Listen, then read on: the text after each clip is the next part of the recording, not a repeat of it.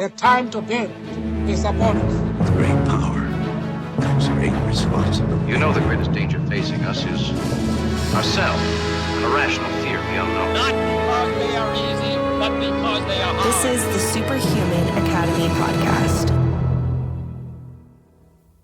All right, Dr. Bill Andrews. I'm really excited for this. We had a great conversation a little while ago. I think we kind of are kindred spirits in some respects. And I have a bold aim for this 2 hours, which is I want to learn as much as I possibly can in the next 2 hours about what you have dedicated your life, as far as I understand it, to understanding at a deep level. It struck me that you kind of seem like you might be the most knowledgeable in a certain field in the world, maybe. I mean, you can comment on that. And I want to give you the opportunity to share what you're passionate about, what you want the world to know, in as much depth and clarity as you can. And I want to be the best student to you that I can be in the next 2 hours. Well, I usually am quite modest, but I do actually consider myself to be the most knowledgeable person in the world on the subject of aging. And I do have a lot of colleagues, a lot of famous ones, and we do get into discussions quite often about things. And I tend to find out that most people they don't like to be told that they're wrong. So I never tell them they're wrong. and they'll sometimes tell me I'm wrong, and I just tend to listen. But I'm good at being able to put all the twos and twos together and realize, what they're saying doesn't explain everything. Mine does, and I wish they would listen to what I'm saying more, stuff like that. Now, at the same time, I just don't publish. I do have a lot of publications, but you'll find that in most cases I'm not the first author or the last author, because I just don't really see the value in spending a lot of time where you can't get any science done because you're spending so much time writing and redoing things because reviewers are telling you do this, do that to make the paper publishable. And I'm a big believer in don't publish, just share. Okay. Yeah. So that's one of the reasons I like doing podcasts. I like speaking at medical conferences and stuff like that, because I can just talk about the data. I can talk about the results. I can explain everything. And I also get a great opportunity to get feedback. Okay. So if I'm, when I get on a stage and I talk about like what aging is, why we age, how we age, and how not to age, it is very different from anything you've ever heard before, because I've spent my whole life putting all this together, putting all the pieces of the puzzle together without resorting to theories. Okay. What I've done is I've come up to the conclusion that aging and cancer and heart disease and Alzheimer's and everything else, they're all inevitable. There was no way to avoid them. Okay. From an evolutionary perspective, just from a biological perspective, all this kind of stuff. And that's what I really, really enjoy explaining. And what I really like is that nobody ever comes up to me afterwards and says, you're wrong. Okay. There's a few exceptions. And then when I would talk to them, I'd realize they weren't even listening to my presentation. Okay. They're just so hung up on their own theories. And I want to call it their theories and explanations and stuff like that, that they didn't even pay attention to what I was saying. And I think that's unfortunate, because too many people in the anti-aging field are too into like building themselves than actually curing aging. There's a handful of us that I really admire, that I think are really focused on just trying to cure aging.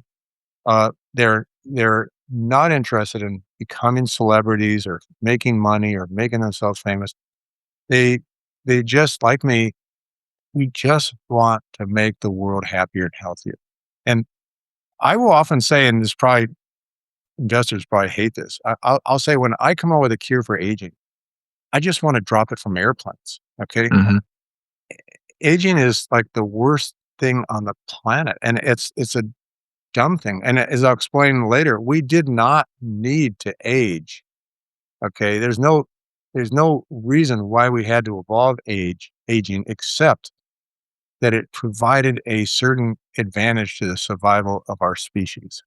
Okay. Not the individuals. It's terrible for the individuals. 'Cause I used to ask myself all the time, why have we never evolved a way not to age? Why have we never Mhm. evolved a way not to get cancer, heart disease, Alzheimer's, things like that?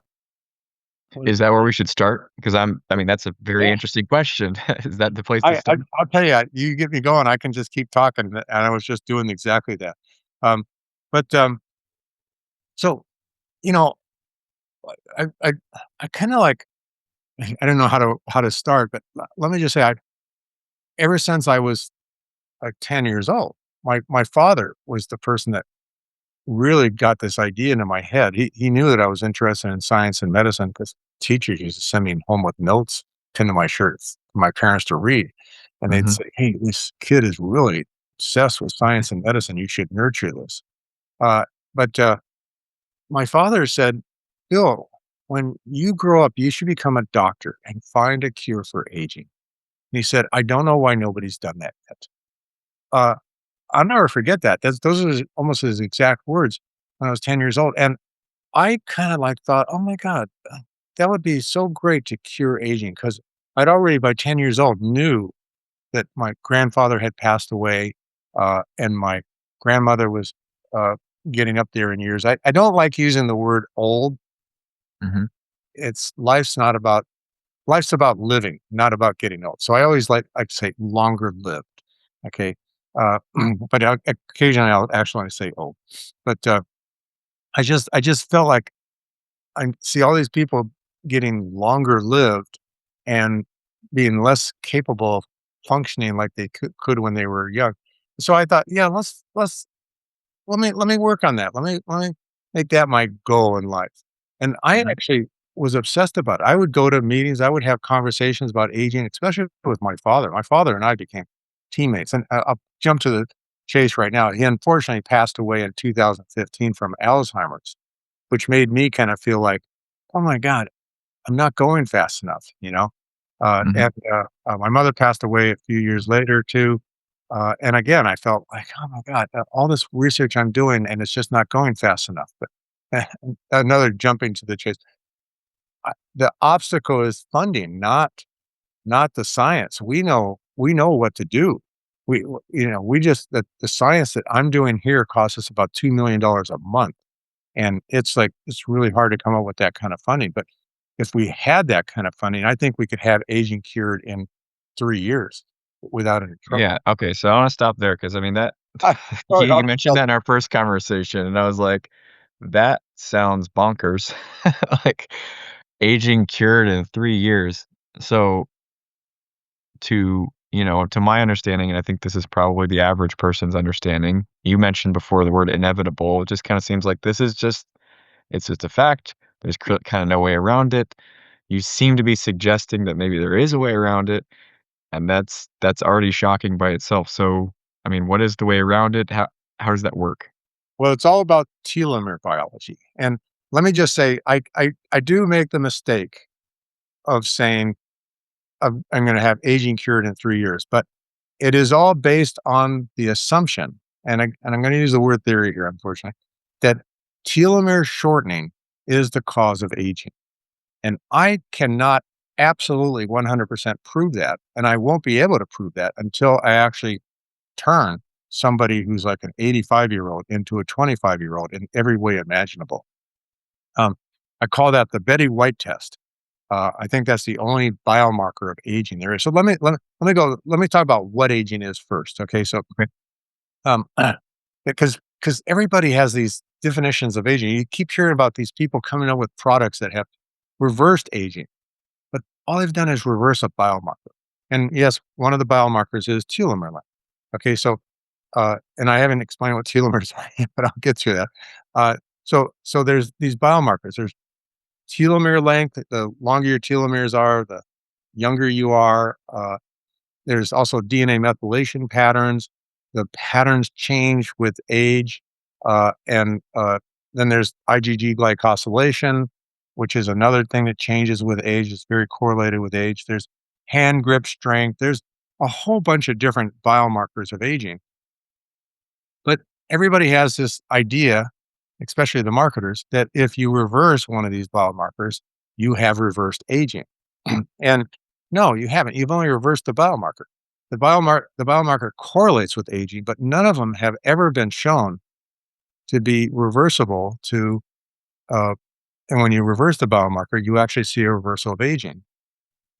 And then one of the big problems is, even if it did, how would you know it worked? What are you measuring? How do you know that you reversed aging? Because aging isn't measurable. But we all know. So what I say is the number one test for aging is the Betty White test. I will show audiences a picture of Betty White when she was 25 and a picture when she was 85. And I say, we all know which photo of Betty White here was taken first. Mhm. Why do we know? Okay. There's no quantitation we can do. There's nothing overall. I mean, we can take away the wrinkles, we can take away the fat in the face, we can change the hair color, and you will still know which photo of Betty White was taken first. But it's not just looks, it's also feels and behaves and looks like she's 25 again, is what we have to do. When somebody passes the Betty White test, we'll all know it. If Betty White was still alive and she walked out on stage, looked and felt and behaved 25, there's nobody going to say, nah, you're wrong. You haven't really reversed your aging. When a patient goes into a doctor's office, that's what they want. They don't want to know, oh, my telomeres got bunkered, or my DNA methylation patterns got changed, or my IgG glycosylation got changed. They don't want to know that, because that's just reversing the biomarker. Okay, so that's number one. Okay, and let me see if there's anything I left out there. But aging is the multiple declines and failures of multiple tissues and organs. Okay, there's something that happens to all of us when we get old or longer lived, and it's it's all related to multiple things happening in the body. Okay, so if you just have like one thing change, let's say you get lower energy levels, okay, and you reverse that by doing something to help your mitochondria. There's people that will get up on stage and say, I reversed aging, but they didn't Mhm. reverse aging. They only reversed the energy levels. There's a whole bunch of things you've got to do. And there's got to be something that's causing all these things to happen. Just looking at like graphs of when, or like what the age is that people typically die. When you see a graph, they'll go along, very few deaths, then all of a sudden a big peak, and then a big decline. Sure. Well, this is where my background in statistical theory and computer modeling, mathematical modeling comes in, where I can look at a curve like that and I can say, aging isn't caused by the environment. There isn't something that's causing environmental changes to all of us that is causing us to age. The graph doesn't support that whatsoever.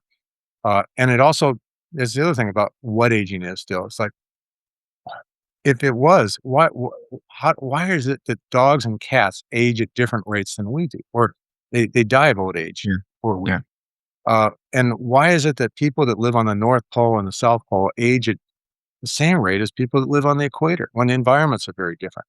There's a lot of things. So when I hear all these theories, so before I even got into college, I've been studying all the theories, and none of them made sense. None of them had all the twos and twos adding up.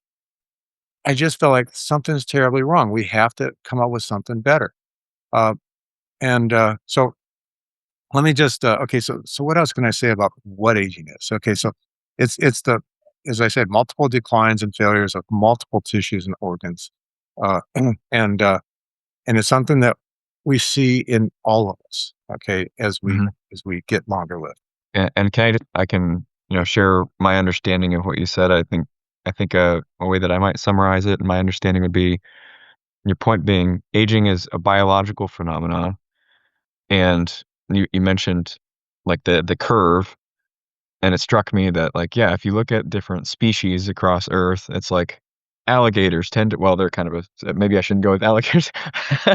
different different species they tend to have like a very clean like hey, this is how long they tend to live, and we tend to be able to document that. It's like this species tends to live this long. This species tends to live this long. And it's not so much environmental that's an influence, but it's not the underlying thing. There's a biological underpinning to this phenomenon of aging. Is that like the key point that you're making? So if we look at the biology, that's where we're gonna find the key? Yeah. Well, we got to look at the biology in the right organisms too. Okay, because the curves that I just mentioned, they aren't the same for every species. Okay, so Mhm.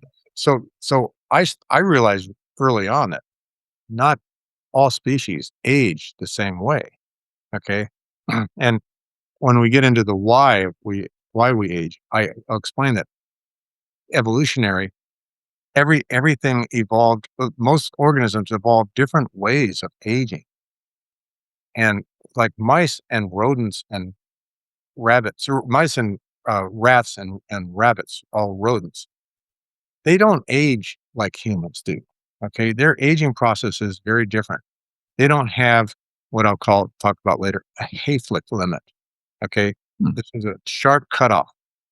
When you work with mouse cells in a petri dish versus human cells in a petri dish, you see very different phenomena occurring when it's related to aging.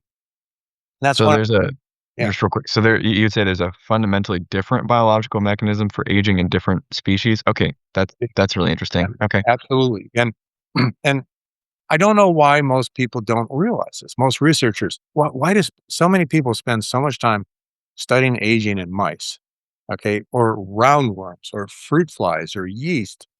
uh, Mhm. it's roundworms being C. elegans, but it's because, and it's the reason why I wonder about this is because their aging is so unrelated to humans, and that people keep bringing up the thing about Hydra being immortal and trees being immortal. But you might as well be going to a different planet and finding a new life form and studying their aging. It's not going to be related to humans, okay? I mean, Hydra and trees, they're like just big colonies of cells, okay? Like a bunch of bacteria in a petri dish, for example. Okay. I mean, people call a tree alive if it's got one branch way at the top that still has green leaves on it. The rest of the Mhm. tree is dead. I mean, how would you like it if your whole body was dead, but your little pinky finger was alive? Okay, you wouldn't consider yourself alive. Okay, it was just some part of your tissue was alive, and that's what happens with trees. When you take a hydra and you cut it in half, those halves will grow into another. Both of them will grow into a hydra, um, and a lot of other animals like that too. It's like we have to really distinguish between the fact that in fact, some like hydras are immortal, they say, but they die at a much higher rate than humans do, just because of all the environmental things. So Would it be more accurate to just say that they just reproduce differently? yeah, well, it wouldn't be more, but they do reproduce differently, but they do It just yeah, it seems like the they don't claim age. they're immortal is kinda coming from this idea that I mean, that's just a different way to configure, like, reproduction, like, where you could say humans are immortal because we just keep passing on our DNA to the next generation, but that's not what we that's not really what we mean typically when we think of someone being immortal. Am I in the right Well, zone, at least with what you're talking about? you're right. The germline is Yeah, passing on from generation. So our germline has been an immortal cell line that's been passed on from one generation to right. the next. It's just that when the germline starts to differentiate into a human being, all of a sudden the aging process is turned on. Okay. Yeah.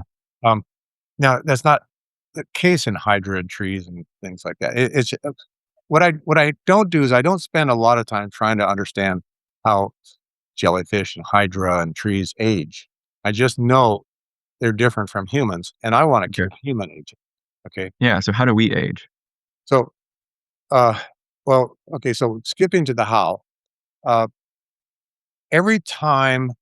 So people like to think of us as old trucks sitting in a field.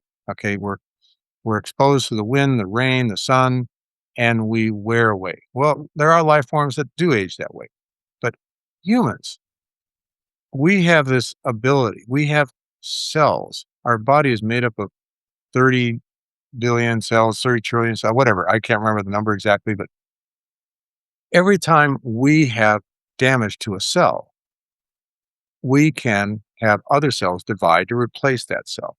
Hmm. Okay. So why do we age? We shouldn't age as a result of that. And and a lot of people kind of like fail to realize that. And but there's things you can think of. Well, there's these flaws in certain steps of the process and stuff like that that cause Sure. us to age. But why didn't we evolve ways to overcome those flaws? Okay, but um, the bottom line is we have the ability to replace damaged cells, so we shouldn't age. Old trucks sitting in a field do not have cells that replace those damaged cells. I mean, if they were sitting in a car shop, yeah, somebody could replace the parts, and you would think the Hmm. cars new, but that's not the case. Okay, so we, unfortunately, humans have something that's called the Hayflick limit. Okay, it was discovered in the late 50s, published in the early 1960s, that human cells can only divide a certain number of times. Okay, and this was discovered by Leonard Hayflick, and he published it in 1961, showing that when he took cells from a newborn baby, those cells could divide about 50 times. And then all of a sudden, Hmm. they just stopped. They enter a phase called senescence, and they just stopped dividing. He took cells from like a 50-year-old, and they would divide 25 times, and then reach the same thing that the baby cells from the baby did.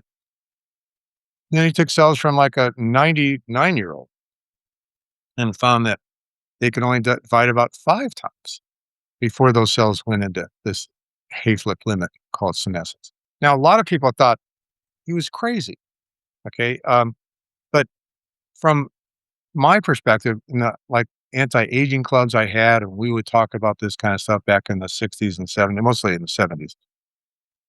We'd say that that Hayflick limit is the only thing that really adds up to explaining all the twos and twos about aging. So, what's causing this Hayflick limit? Because that, May I ask you a question about that real quick? yeah, You said people thought he was crazy, but isn't that just I mean, couldn't you just look at that happening and like, what does his mental state have to do with that? Is that like a phenomenon that's been shown over and over again? It seems like that'd be relatively easy to test. you have to be a real artist at growing cells in a petri dish because Okay. it's really hard to prevent contamination. Mm, Is what he would do is he would put a bunch of cells into the petri dish.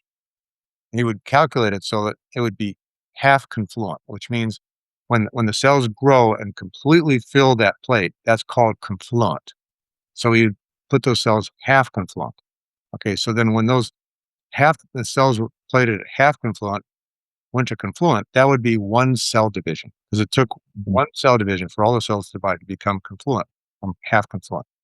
So then he would open the petri dish, strip all those cells off. We're using enzymes to remove the cells that are attached to the bottom of the plate, mix them all up into a test tube, and then take half of that solution and put it into a new plate.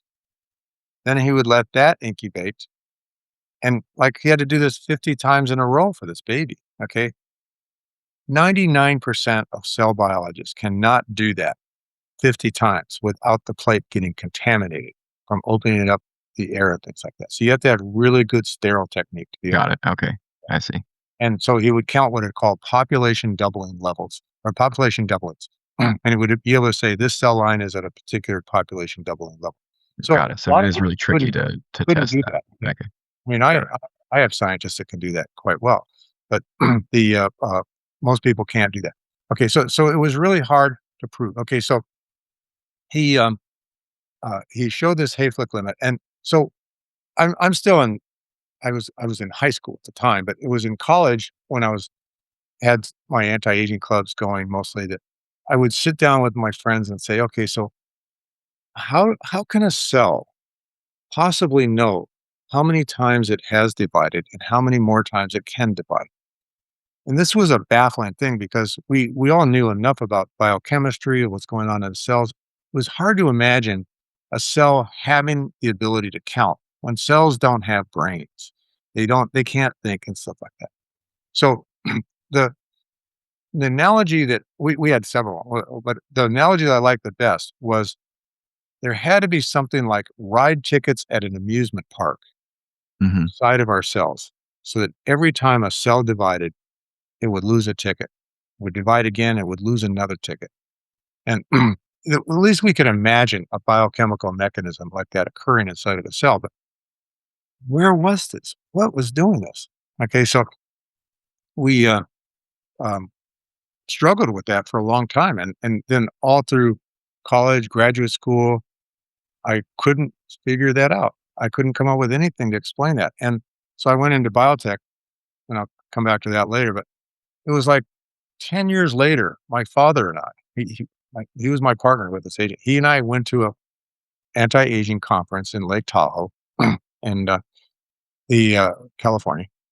Mhm. And I'm sitting there and I'm listening to this Dr. Calvin Harley on stage talking.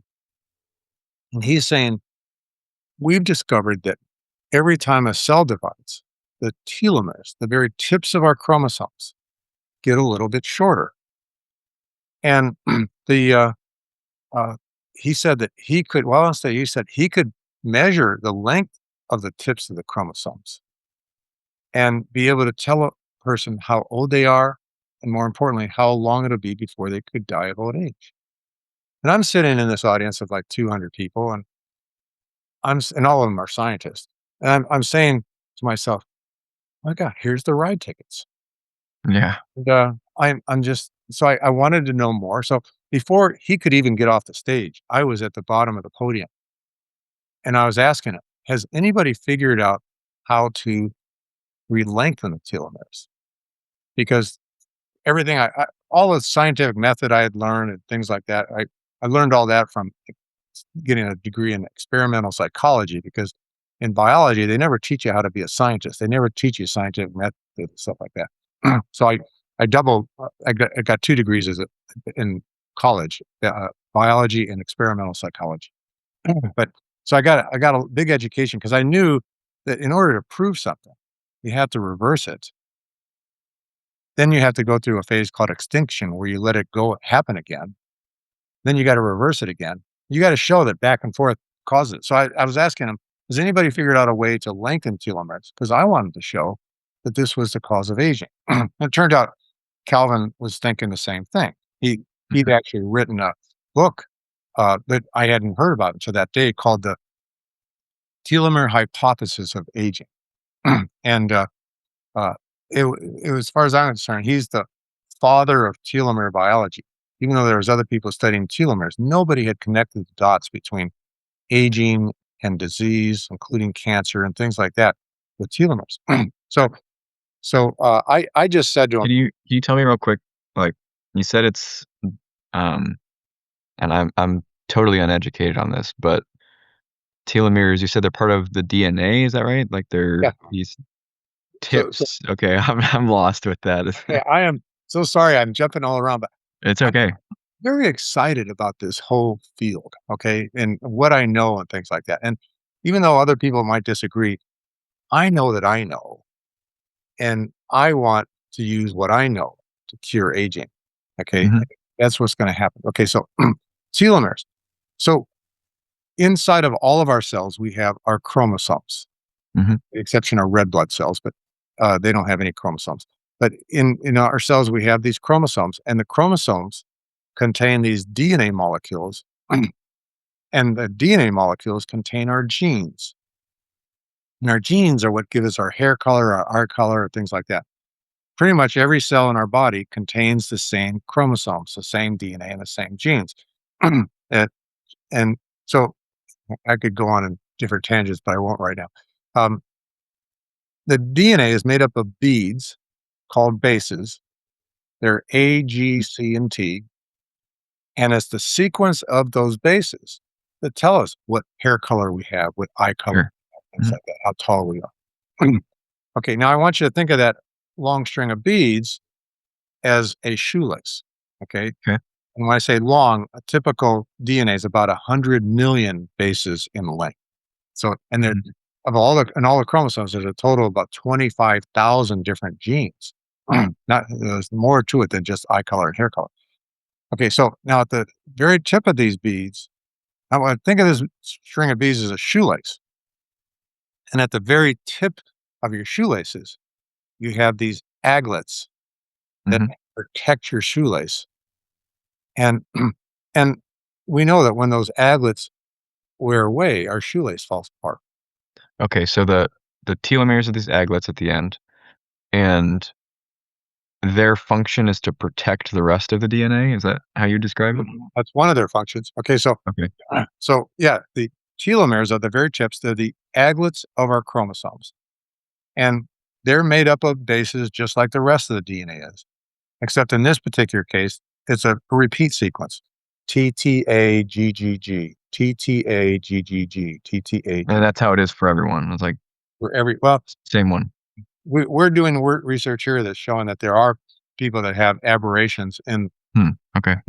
telomeres that sometimes have different sequences. We don't quite know the impact of that yet, but Okay. we, we so the I mentioned ride tickets. We Mhm. now know that a ride ticket is equivalent to 40 bases, Interesting. Okay. and and we also know that even though the TTAGGG sequence is about 15,000 bases in length, but it's only the last 10,000 bases that count. Okay, so let's just look at so when you are first conceived as a single cell embryo, Mhm. your telomeres are 10,000 bases long. Okay, that's equivalent to 250 ride tickets. Okay, so every time the cell divides, the new DNA is made a little bit shorter by 40 bases because cells lack the ability when a parent cell divides to become two daughter cells, everything inside that parent cell needs to be duplicated so that the daughter cells are identical to the parent cell. So because each daughter cell Okay. gets Can I half. pause you real quick? So you said I started out with 250 of these ride tickets, which equates to 250 cell divisions, Yes, basically, before you would run out of all of it. yes. But when you mentioned the Hayflick limit, the baby was 50 cell divisions. So is that what you're saying? Is that only the end of that 250? Is that is that what you're talking about? That's what You have matters? 125. You have 125 ride tickets left when you're born. Okay, and so Oh, you have 125 left when you're born. Oh, okay. Because there's a lot of cell division that happens before you're born, obviously. Okay, yes, got it. yeah. Most of your Following. cell division it happens between being a single cell embryo and a newborn baby. Right. I got. Okay, so hold on, one more then. So you said when you're born, you've got 125 left, but the Hayflick limit was, I think you said 50. What's the discrepancy between those numbers? Yeah, there's a little bit of discrepancy there between, but the math has gotten a lot better since the 1960s. Okay. Okay, so Okay. we do know that in order for the body, the cells in the body to perform their natural bodily functions, they have an average lifespan of about 1 year. Okay, so through normal bodily functions, the frontline cells on our tissues and organs last about 1 year. Frontline meaning that's where all the action is of the organ. Think of it like a battle. And two countries are competing, fighting each other. They have their front line that's on the battle Hmm. line. Sure. So our Mhm. tissues and organs have the same thing. And our So would that put our lifespan, our ideal lifespan, at like 125 years if I'm doing the exactly. well, okay, cool. That- And before we knew that, there'd already been 3 publications from statistical analysis and mathematical modeling and things like that, things I'm really skilled at. They had shown that uh, there is this theoretical maximum lifespan of a human of 120 years. 3 different publications showed that, but nobody Mhm. had an explanation. Okay. They Then, were just doing that based off of stats. That's looking at the Yeah. shape Okay. here, Got it. mathematical modeling, computer modeling, everything like that on what all this data means. and we also looking at how life has changed over the years. Okay, so like in the 1900s, our average lifespan was like 40 years, I think, and maybe 1800s it was 40 years, and now it's 80 years. Okay, so we can look at the curves from before and now and things like that, and we can see how the average lifespan has increased, but the maximum lifespan has not increased. Mm. Okay, it's interesting because I've heard people say things like, at the rate at which the average lifespan's increasing, eventually it'll be like we'll get to the point where we're immortal basically because of advances in tech. But what you're suggesting is maybe that's not inevitable that that happens. There's something specific that we need to do. I typically don't say this because I don't like getting into debates. Debating is never reveals the truth. It only reveals who's the best debater. Okay, so I try to avoid debates, but you're wrong. Okay, they're wrong. We do have this maximum lifespan. We can't exceed 125 years. Absolutely, and nobody's come close. Okay, well, some people have come close, but nobody has reached 120 even. And even though there's a Mhm. story of a woman named Jean Calment that lived to be 122, now there's lots of records showing that actually her daughter, when Jean Calment died, her daughter assumed her place to avoid inheritance taxes. Okay, so so it's like it's such a thing, but yeah, nobody's some people have approached 120, but I don't think anybody's actually reached 120. And Mhm. Natalie Coles, who's probably the world leading authority on centenarians and supercentenarians, would be the best person for me to ask if she knows of anybody that's actually seriously exceeded 120. But now where was I? Sorry, I kinda derailed you with No, no, no. that. I like a dialogue like this. I Mhm. think this is really great. And Okay, so I think I kinda took you off track at the 125 is kinda like the theoretical limit because you had the front lines, which are 1 year, and then you had the 125 ride tickets. we were talking about how okay, so our average lifespan of our frontline cells is 1 year. Mhm. And that's okay when we're young because we have the reserves, just like in a battle. We have the reserve cells that can divide, and that includes the stem cells and the progenitor cells. We have cells that can divide to replace those frontline cells, and we can go on. Okay. Now, we would be essentially immortal. I mean, almost. There's a few other things that have to be dealt with, but we'd almost be immortal if that could continue forever. But because of the Hayflick limit, our reserve cells can only divide a certain number of times.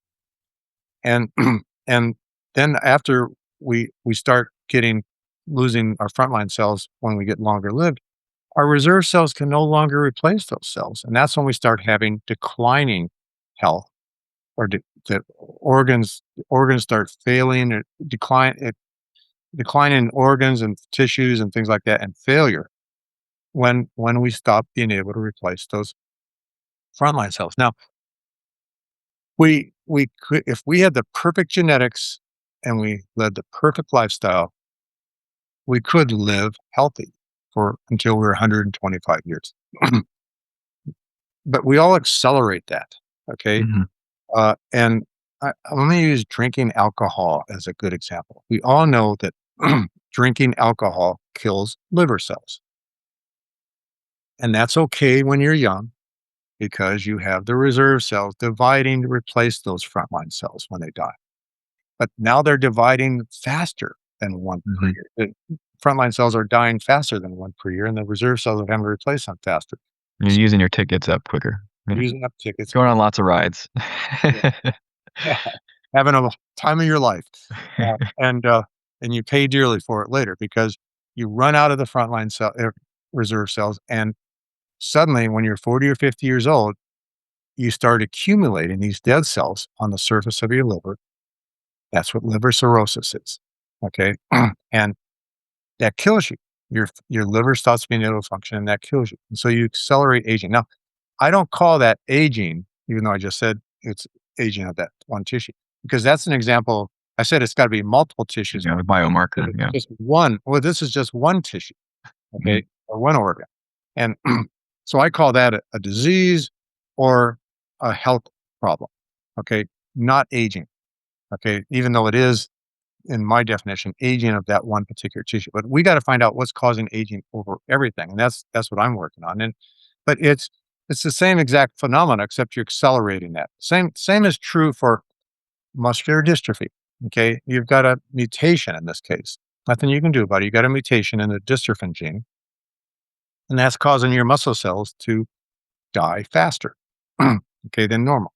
And so your reserve cells are dividing to replace them. And that's okay when you're young because you always have these cells. But when you get to be 40 or 50 years old, you run out of your reserve cells and you can no longer replace these cells and you die from muscular dystrophy.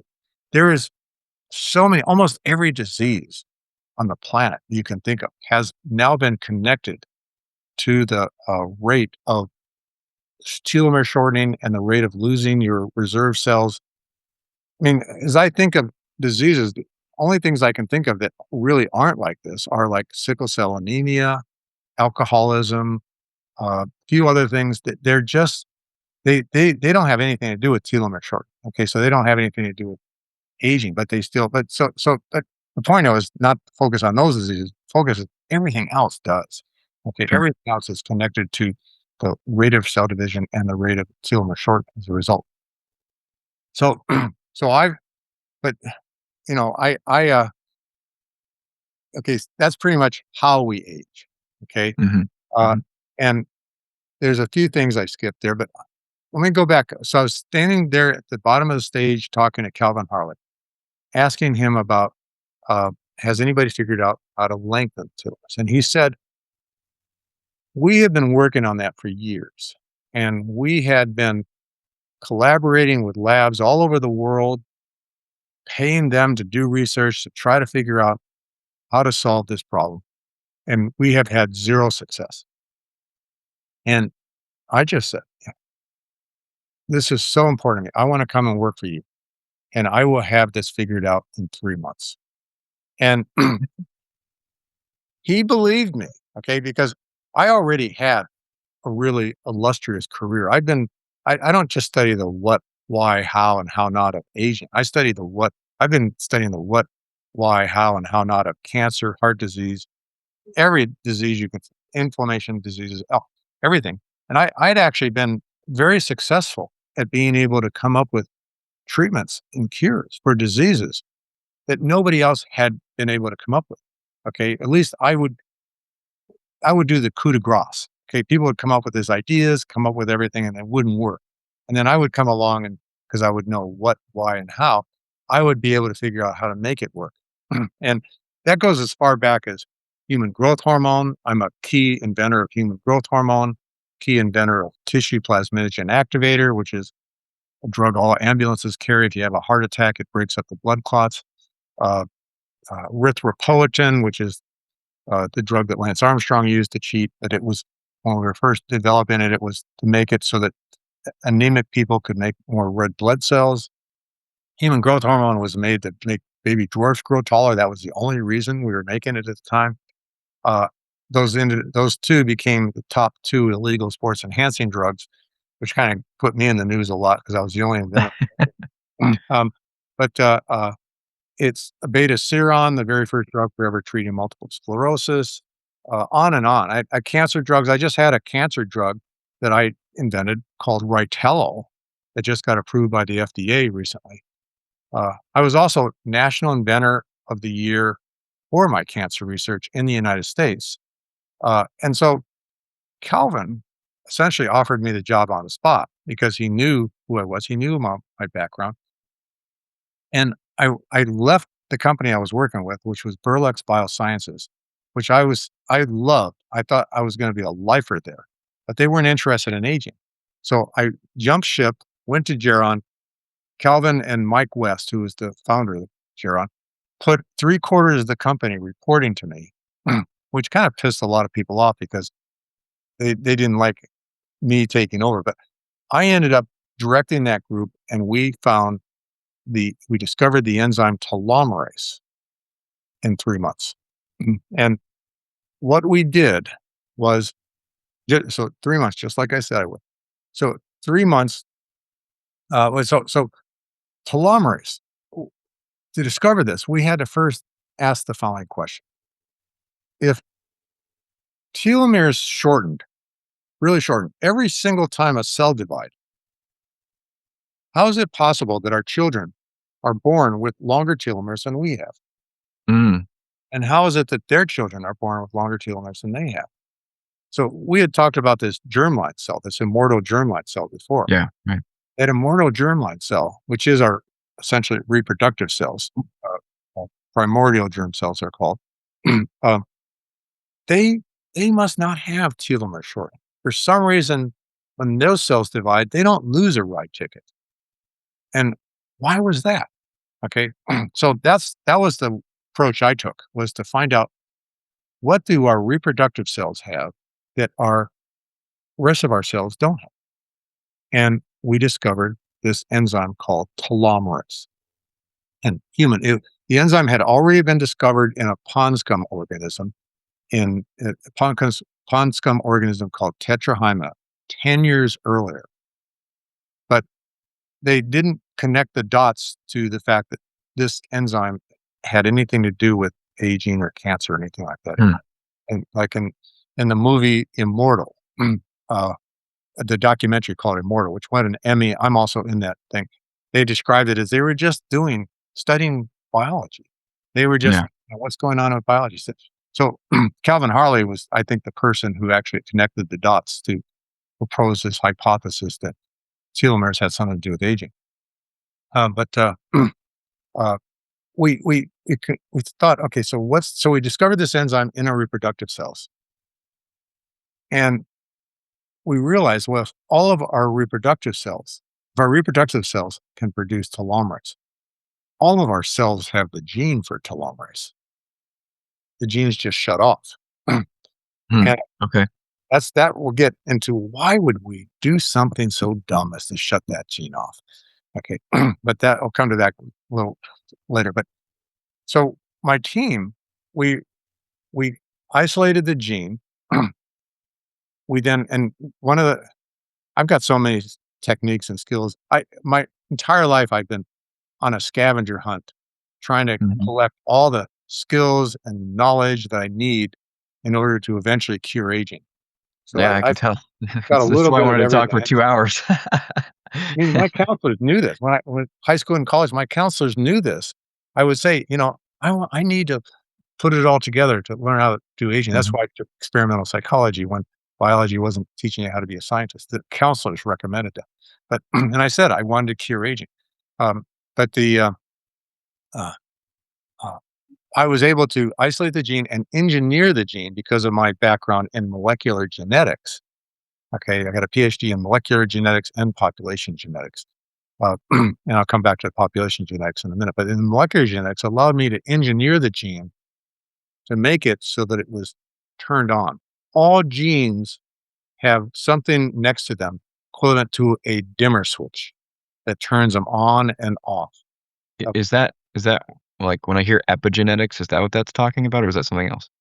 a lot of confusion about the word epigenetics, but that is Yeah. what epigenetics is how much are those dimmer switches turned off and on. Okay, so you can measure how much product is being produced from a gene, and then you can find that changes with age for a whole host of different genes. Okay, and I probably won't understand it, but what what is that dimmer switch actually made of? Like, is it the same bases as the rest of DNA? Is it something else? The bases don't change. It's the dimmer switch. The dimmer switch turns the gene on, and that involves a whole bunch of enzymes, especially RNA polymerase. Okay, that that the gene gets read, it gets turned into a transcript called mRNA, Mhm. and then that transcript moves elsewhere into the cell and gets translated into a protein. So there's first transcription, just as if you're in a cave writing off the things in a side of writings on a wall. You transcribe what you see, and you take it back But to the but office. the dimmer switch you're referring to, it's not actually part of the DNA, it's something Yes, it else? is. It The is part. Oh, okay. Dimerase is part of the DNA, but it's involved with more. It's also got proteins called transcription factors and other kind of regulatory elements that bind to this and turn that on or off, which allows and it's just initiation of transcription, which is makes it so that you can then enzymes will read the gene to make Mhm. a transcript called the mRNA. And you can tweak that. I can Tweak that. Oh yeah, I'm Okay, really okay, okay. okay, Got it. and I understand. Maybe the audience might understand. I understand the mechanisms of turning genes on and off better. Yeah, I certainly don't, but I'm glad you do. That's what's important. Yeah. I'm the one that's going to cure aging. I've got to understand these things. Okay, so I was able to engineer the dimmer switch of the telomerase gene that I now had isolated in a test tube. Okay, Mhm. I was able to engineer it so it would be on the absolute on position all the time. And then I took this gene and I put it into uh, made what it called a recombinant DNA. So I would put it into another DNA or I'd put it into a virus as a recombinant DNA. And then I would have the DNA or the virus. Let's use the virus because that's simple. The virus, I would infect human cells in a petri dish with this virus, and it would carry the gene into the cell. And now this gene would be in the cell, turned on to the maximum, start producing lots of telomerase, even in a normal skin cell that was grown in a petri dish. So now we would see the telomeres not shorten. And so to our surprise, they actually got longer. And so when we first did this experiment, right after we discovered the telomerase gene, we did this experiment, put it into normal human fibroblast skin cells in a petri dish, and showed they completely stopped aging by every method of measurement imaginable. Okay, they had no Hayflick limit. You could, But you also invented a viral form of cancer. It's they weren't cancer. That was see Oh, that's okay, so okay. one of the things I've studied the what, why, how is of cancer. And as I told you, I just had a drug approved, but I've got like 6 others in clinical studies right Yeah, now. yeah, yeah. Uh, but I was actually National Inventor of the Year for my cancer research in the United States. Mhm. I know a lot about cancer. We did not turn these cells into cancer. We actually turned them exactly opposite. Okay, cancer is defined as out of control cell growth. Mhm. Okay, cells start dividing with no control. That's why they get big. That's why they invade the body and stuff like that because they're just dividing uncontrollably. Mhm. Mhm. These cells that we had telomerized, okay, is the term that we use. We put the telomerase gene in there. Now, not lengthening telomeres, they can divide indefinitely, but they still had control. They'd only divided when they were supposed to divide. Okay, they weren't dividing Okay. out of control. And we found that they so when you take cells, human cells, you can always find some mutation that's going to occur that's going to make some of those cells start growing out of control. That decreased immensely when we found Interesting. that. So it actually didn't turn the cells into cancer cells. It made them less likely to become cancer cells. Unfortunately, a lot a lot of key scientists misunderstood that, uh, like you just had, just Like me, great, yeah. and they started saying telomerase causes cancer, and that was a big problem for me for many, many years to deal with because here I'm trying to do this research and I keep having these people get on the news saying telomerase causes cancer. You need to stop Bill Andrews. And so I'm going to go on a tangent just for a second. I was invited to speak in Tokyo in 2017 to an audience of like 500 doctors. Very, very high profile thing. Uh, got off the airplane. There's my pictures on billboards, things like that. Big, big event. The night before I was supposed to present, a Nobel Prize winner got on the news saying, "Don't listen to Bill Andrews because telomerase causes cancer." And so I stayed up all night working with my assistant back here in Reno, Nevada, uh, working on updating my presentation to address that question. I don't debate, but here I was forced into it this time. Okay, so at this presentation, I asked the audience at the beginning, anybody see the news last night, seeing this Nobel Prize winner, her voice is dubbed to be speaking Japanese, saying that telomerase causes cancer? And yeah, everybody raised their hand. Everybody heard this. And so I said, okay, I don't normally do this, but I'm going to stop my presentation here and I'm going to go and address that issue. And I spent the next 45 minutes showing all the data, showing everything about it, showing the biology and stuff like that. And at the end, I got done. I said, is there anybody here that still thinks that telomerase causes cancer? And not a single person raised their hand. That documentary, that video of me speaking, it's not a documentary, that video of me speaking at the conference is available on my website. People can listen to it. There's Great. also my third book, or maybe second book. There's a chapter on telomerase does not cause cancer. Not a single person has ever listened to that video or read my book has ever come back and said, no, I still believe telomerase causes cancer. Okay. The ones that do are the people that just, they don't want to read the book. They're so set in their own ways. They just want to build on their own beliefs and things like that. Well, But I'm glad I stumbled into it to bring it up. Perfect. yeah, well, yeah, it actually decreases the risk of cancer. Cancer is caused, one of the main cause of cancer is critically short telomeres. When telomeres get critically short, they wreak havoc. They cause mutations. This mutation rate skyrockets when telomeres. Well, that makes sense. I mean, just like what you told me about the like Helix. thinking of them like the shoestrings and the aglets, like if they're coming apart and then I imagine them unraveling and then all sorts of crazy stuff can happen. So that makes They sense. only start unraveling when they get critically short. Okay. Right. Okay. And that's when a cell becomes cancer and starts dividing, telomeres get critically short really fast. And Oh, that makes sense. mutation- Yeah, they're dividing faster, taking ride tickets quicker. Yeah. then the mutation rates skyrocket. And then one of those mutations turns on that telomerase gene. And then one or two of those cancer cells suddenly have cured their aging and become immortal. And that's why they grow so big. I mean, Oh, wow. if Interesting. you're in your 40s or 50s and you suddenly have a cell that becomes cancer, okay, that cancer is going to not get bigger than a pimple, okay, because it's going to be shut off by the Hayflick button. But the mutation rates from the short telomeres cause or get so high that some of those cells, one or two of those cells, will actually mutate to turn on the telomerase gene. Oh, that's really interesting. Okay, I didn't understand that. So But if you basically, did- yeah, so it's possible that what you did in the petri dish can happen naturally, but it's more likely to happen when you've got that crazy cell division, and so it just so happens that cancer cells are more likely to have that It's situation more occur. likely to happen Problematic. when the telomeres are critically short. Okay. Keeping the telomeres long prevents that from happening. And Yeah, that's so interesting. so I always say telomerase does not cause cancer. Cancer causes telomerase.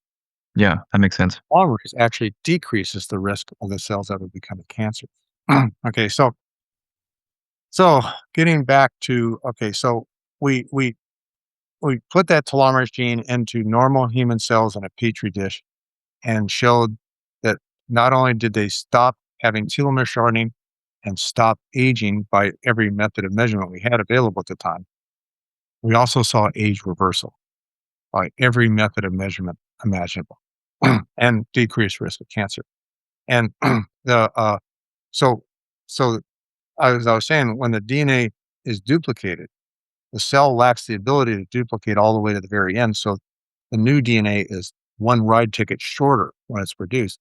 But now all of a sudden, telomerase is not just replacing that ride ticket, it's actually adding more ride tickets onto it. We were measuring the telomere lengths in these cells and we found them so long we couldn't measure them. Okay. Does that become problematic if they get too Oh, long? there's at least two studies that say yes, making telomeres too long is bad for you. But when you read the paper, and this is so much the publisher perish problem is one of the biggest problems that we have in the field of medical science is that too many people have to publish in order to get grants. And so they'll publish anything. But sometimes the papers are completely pointless. But there's papers published that say that when telomeres get really, really long, it's bad for you. But the only thing they could show was that the telomeres actually shortened faster.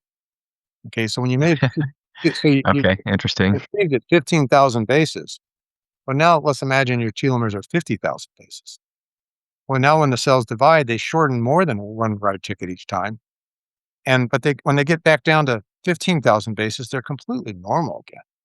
Okay. And does it even really matter if they No, shorten faster if you can keep lengthening them? it doesn't matter whatsoever. Okay. Yeah, And interesting. there's absolutely nobody has ever found any health-related problem with having cells have longer telomeres than they should have. This is like going to come to mouse studies and with engineered mice, because mice don't age by telomere shortening. But engineered mice, they had no health problems when their telomeres were longer than they should be. Um, and all work in human cells in a petri dish. We never have ever found any problem with having telomeres so long we couldn't measure. Okay, but that begged the question: did we reverse aging? And so that spawned a whole bunch of new research. And one of the people, w- what we did. Okay, let's go back to cancer for a second. When because of my background in cancer, one of the things that I wanted to show was, could I kill cancer cells by accelerating their aging? Okay, and so what I did is I developed ways of inhibiting telomerase in cancer cells, and I showed that I could kill every cancer cell and have no effect at all on normal cells, non-cancer cells. And so I did this at Geron. I mean, literally just weeks after we had shown that we could make human cells immortal in a petri dish with telomerase. We also showed that inhibiting telomerase would kill every cancer cell. So the investors, the board of directors, and everything like that had a big meeting at Geron Corporation where I was, and uh, I gave a presentation to all of them showing the aging and cancer stuff. And the head of the board of directors got up on stage and said, "You know, we can't do both. We got cure for aging, cure for cancer here. We can't do both. Which one's going to bring us quicker return on investment?" And uh, the whole audience agreed that curing cancer would bring in the quickest return on investment. So to my shock, they stopped all work on aging at Geron Corporation, even though their name Geron is short for gerontology. Yeah, I was wondering about that. That we're going to become a cancer company. So me, Mike West, Bryant Villaponto, many other scientists that were there just to cure aging, um, we all left. Okay. And I started Sierra Sciences. Okay. I started Sierra Sciences to focus on Geron's original plan of curing aging. I don't want to act like I invented this whole idea. And Calvin Harley invented the idea. Mike West invented the idea independently. Calvin, they both teamed up together because they both had this idea that lengthening telomeres would cure aging. I'm taking the baton. I'm pursuing their idea. Okay, so I don't want to say like I came up with this idea, but that's what I'm doing. I want to cure aging. I want to cure my age. Okay, so so that's what I did. Uh, I started Sierra Sciences to focus on that while Geron continued to work on aging. And even though I was the one that developed their lead compound called, well, I called it GRN 163. It later got changed to imeltastat. Then it got changed to Rytelo when it got approved by the FDA. Just got approved by the FDA a few years ago. 30 years in clinical studies. Okay, because as I said back at the beginning, I said, by inhibiting telomerase in cancers, you're going to only force those telomeres to get critically short, which is going to cause skyrocketing mutation rates, which is going to cause the cancer to find some way to keep their telomeres long without telomerase. And even though it's unheard of anywhere else in human nature, of any way of lengthening telomeres except telomeres, these cancer cells did mutate to a way to They did. telomeres long. And that's been so you saw that happen? Yes, it's called Wow. we call it the ALT pathway. ALT stands for alternative lengthening of telomeres. That's a real scientific term. And so there's people, especially Dr. Reddle in Australia, who's been really focused on trying to find a way to fight uh, the alternative lengthening of telomeres that a lot of cancers now have. Okay, that So, Bizarre. So cancer turns out to be one of the best researchers you well, could have. It found it by itself, huh? yeah, well, it's Mm. like these people would treated with imeltastat, their cancers would all come back, just like I said they would. Uh, and we have cancer uh, research going on here, Wow. but we're not inhibiting telomerase. We're focused on poisoning cells that already have telomerase to kill and have telomerase cause the cells to commit suicide without letting the telomere shorten. In fact, we lengthen the telomeres in the cancer cells beforehand, okay, to make them less likely to mutate. And then we poison any cell that has telomerase, and we can kill cancer cells. And that's we're still in the research phase on that, but Hmm. I think Fascinating. that'll be the ultimate cure for cancer eventually. Uh, but the uh, uh, okay, so we made these cells. Can I ask about that one real quick? Just see if I understand it. So what you were just talking about was it's kind of like locking the cancer in so it's not able to adapt and then poisoning it. Is that a way of thinking about it? So the cancers can't adapt. Adaptation is a Lamarckian thing. It's not evolution Darwin kind of thing, but it's let's use that word adapt. they they won't adapt to a way to uh, uh, so they don't get mutations. And So maybe this is bringing me to your question from earlier of like um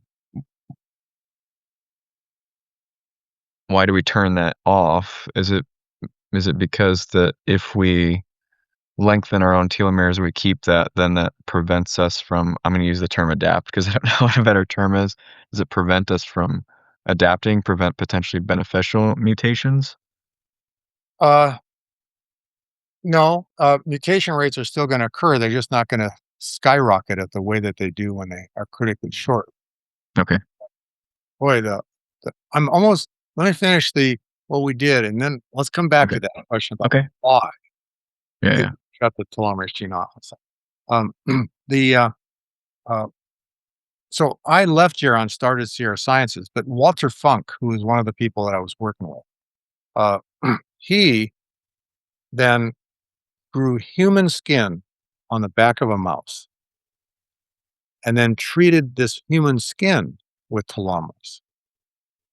And he published a paper, I think, in 2000 or something, uh, showing that that skin had reversal of aging in every way imaginable. Okay. Uh, I mean, that was really exciting news. Okay. And the he had treated with telomerase. The telomeres got longer. He looked at a whole bunch of different epigenetics, the epigenetics of genes.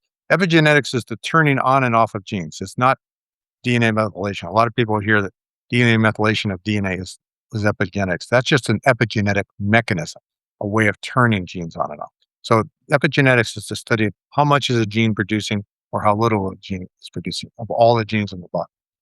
Okay, but he had shown that he could take old cells, longer lived cells, when he induced telomerase or produced telomerase in those cells, lengthen the telomeres, all the epigenetics went back to being young. Okay. But he also looked at the visible things like wrinkles and formation of blisters, how easy were blisters formed in the skin and things like that. And he showed that that got reversed too. The skin got younger by every method of method of measurement imaginable. Uh, then Dr. Ron DePinto. Okay, I had mentioned mice don't age by telomere short, but Dr. Ron DePinto, he engineered some mice. He shut off the telomerase. He destroyed the telomerase gene that's in mice because that gene is turned on all the time throughout mouse lifespan. That's Hmm. always, Wow. Okay. and their telomeres never get shorter until very late in life. Then all of a sudden, there's a complete cliff of telomere short. Okay, so but he created these mice that don't have telomere shortening, and that they do have telomere shortening, and they Mhm. don't produce telomerase. And he introduced the telomerase gene, and these mice got younger by every method of measurement imaginable. People can actually Google Diane Sawyer. Diane Sawyer did a big special on it. Google Ron DePinho, Depinho, and Diane Sawyer, and they could watch this 2-minute video of Diane Sawyer interviewing and showing pictures of these mice. And there's more to it than just their looks. But he called it during this interview a remarkable reversal of the aging process. Dr. Ron DePinho went on to become head of MD Anderson. He's not a shabby scientist.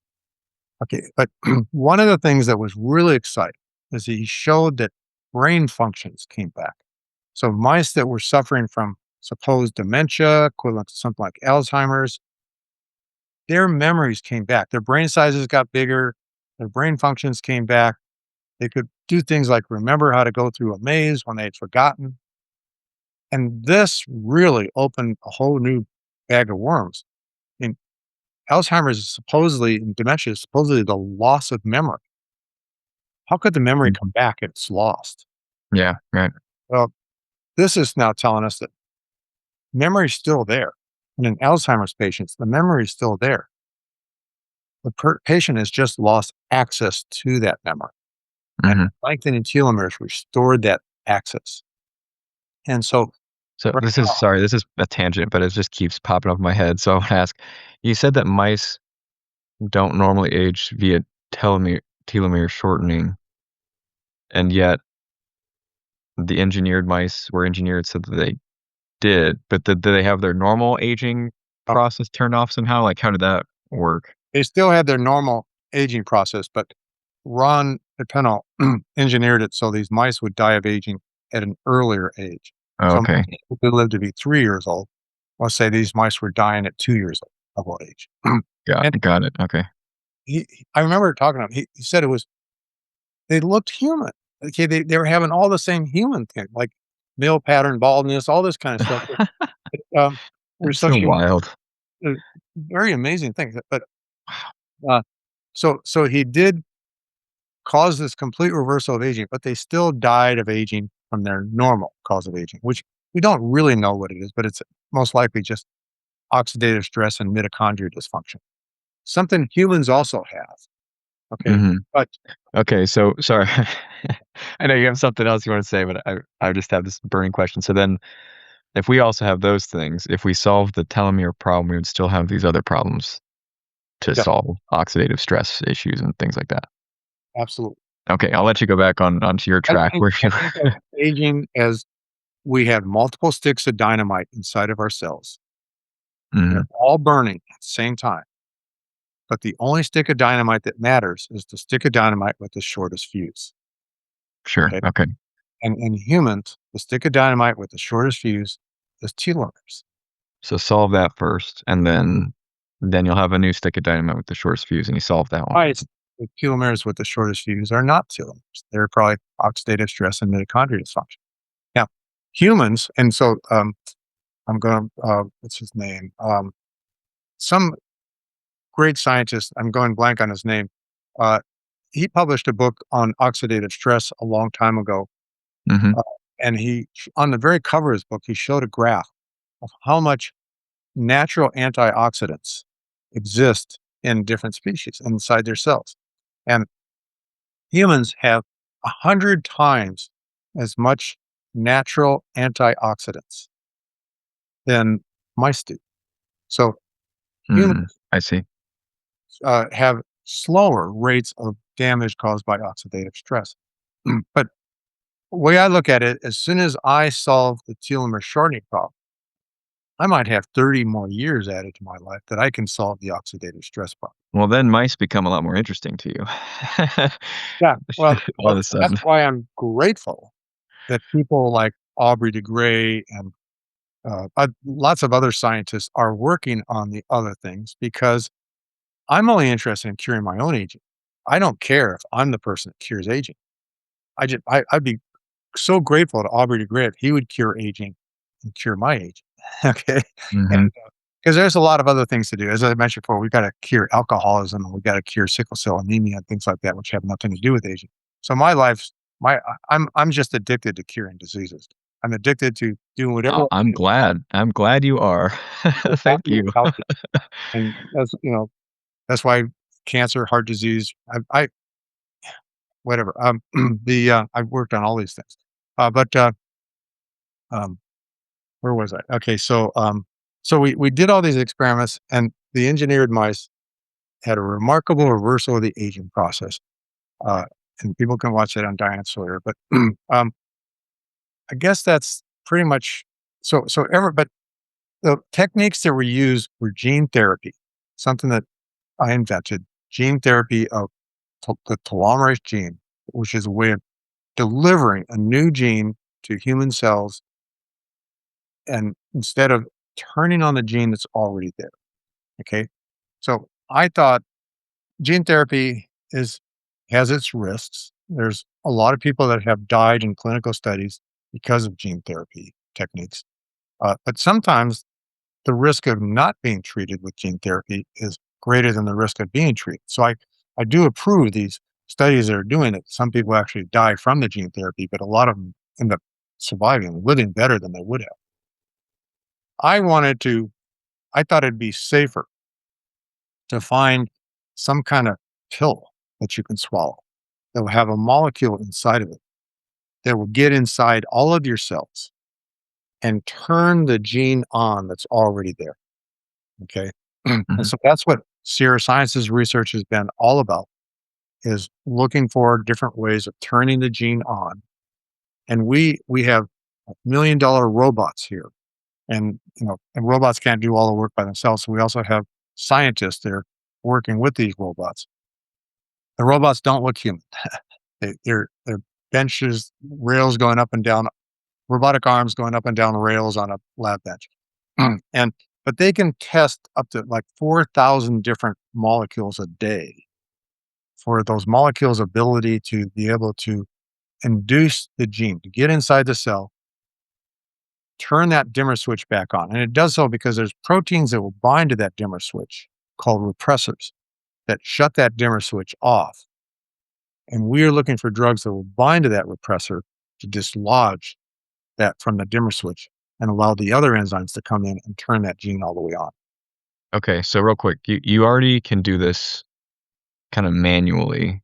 You already know how to do that, but what you're looking for is how do you do that, throughout all the cells in the body with a pill? Yes, Okay. because it'd be safer. Okay, Yeah. and plus gene therapy, literally, and I have clinical studies that I'm trying to get underway, but they can't get them underway because they're so expensive.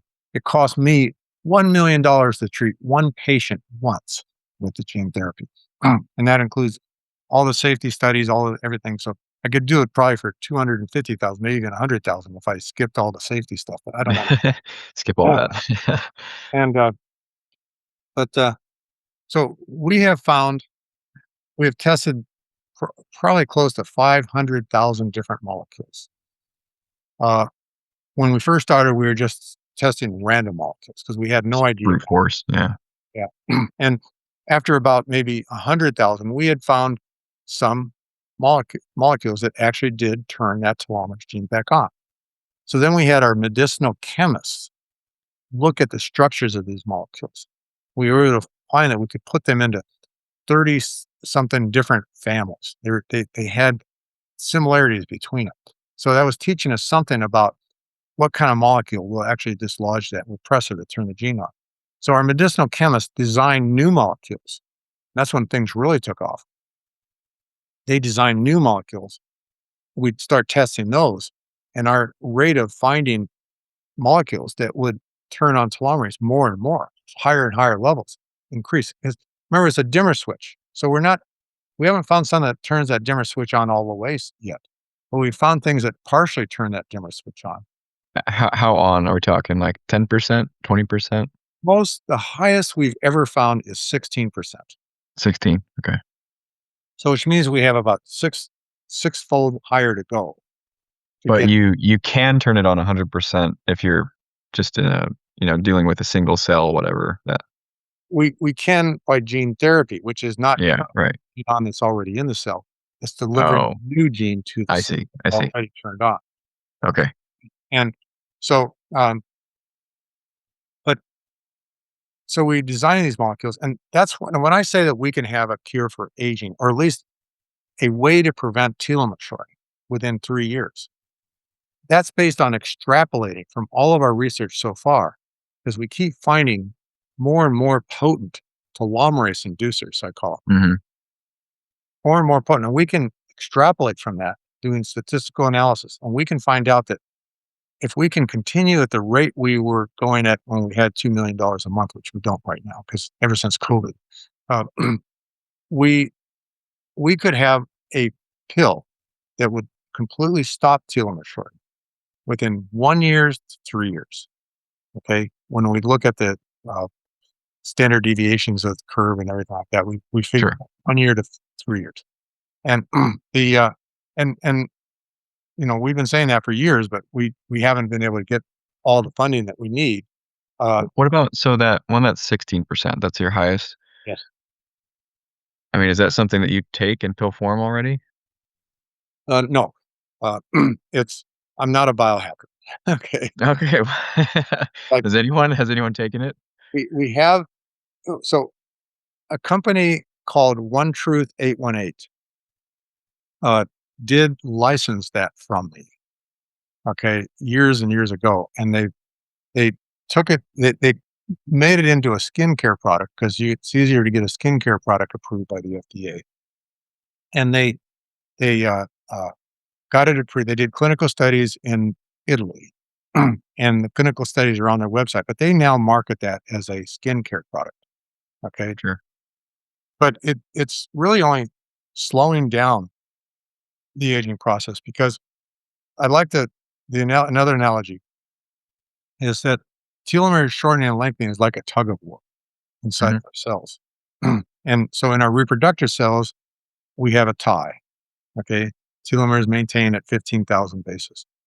In all the other cells of our body, it's a one sided tug of war. Every time the cell divides, it pulls and we get shorter and shorter. Sure. So this molecule is called TAM818.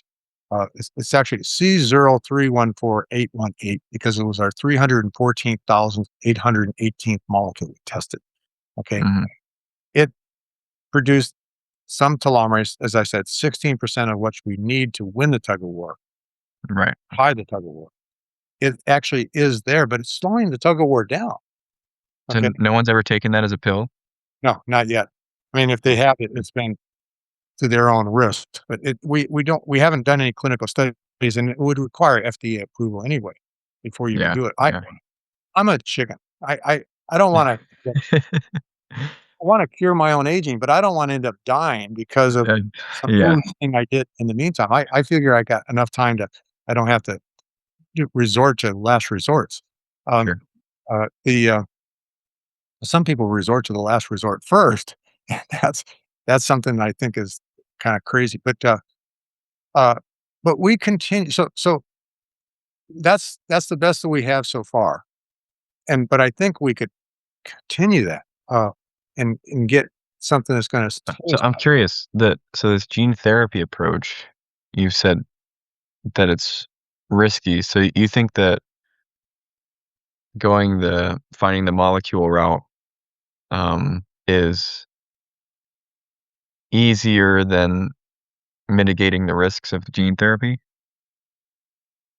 It's not easier. Gene therapy is easier to do. It's just super expensive and super risky.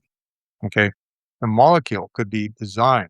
I mean, people people get upset about pharmaceuticals all the time because they have so many side effects. But people Right. don't realize is that if you are a really conscientious scientist, you can design a molecule with medicinal chemistry that will be completely safe and completely efficacious.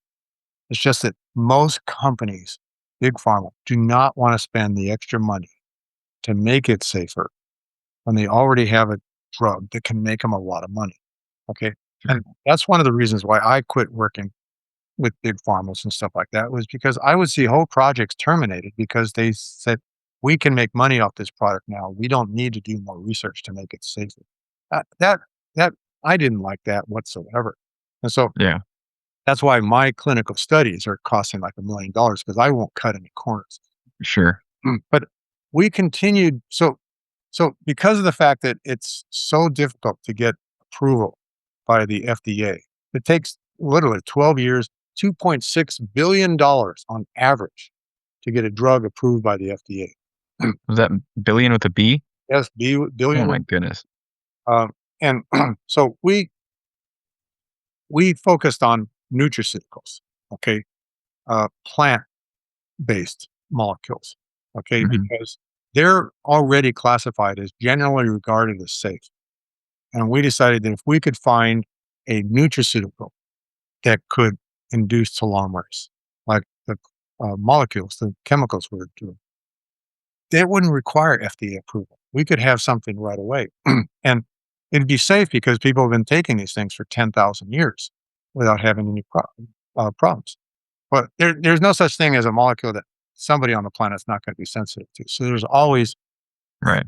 people even take vitamin C are going to find they can't take it because they're sensitive to it. Okay. So we started testing nutraceuticals, and we couldn't do just nutraceuticals because when you take a plant and you grind it up into a powder and dry it down into a powder, that's a mixture of like over 200,000 different molecules. And so you wreak havoc. You got molecules that are going to inhibit whatever you're trying to do. You're going to molecules that induce whatever you're Yeah. trying to do. Sure. So you have to fractionate them. So we fractionate the plant extracts into fractions based on their size, the molecule size, their solubility, their charge, and et cetera. So when we typically test with our robotic systems plant extracts, we'll test like 30 different fractions of a plant extract every time we test any plant extract. And so we ended up finding a lot of plant extracts that do induce the telomerase. And so, and since we're focused on trying to cure aging, we've kind of been putting these on the shelf because none of them have actually won that tug of war yet. Okay. But I did get approached by a few companies asking if they could market some of these things. And I would tell them, yeah, well, here's what you have to do and how much it costs to produce these fractions and things like that. And they would calculate and say, oh, the profit margin's not high enough. We're not going to do it.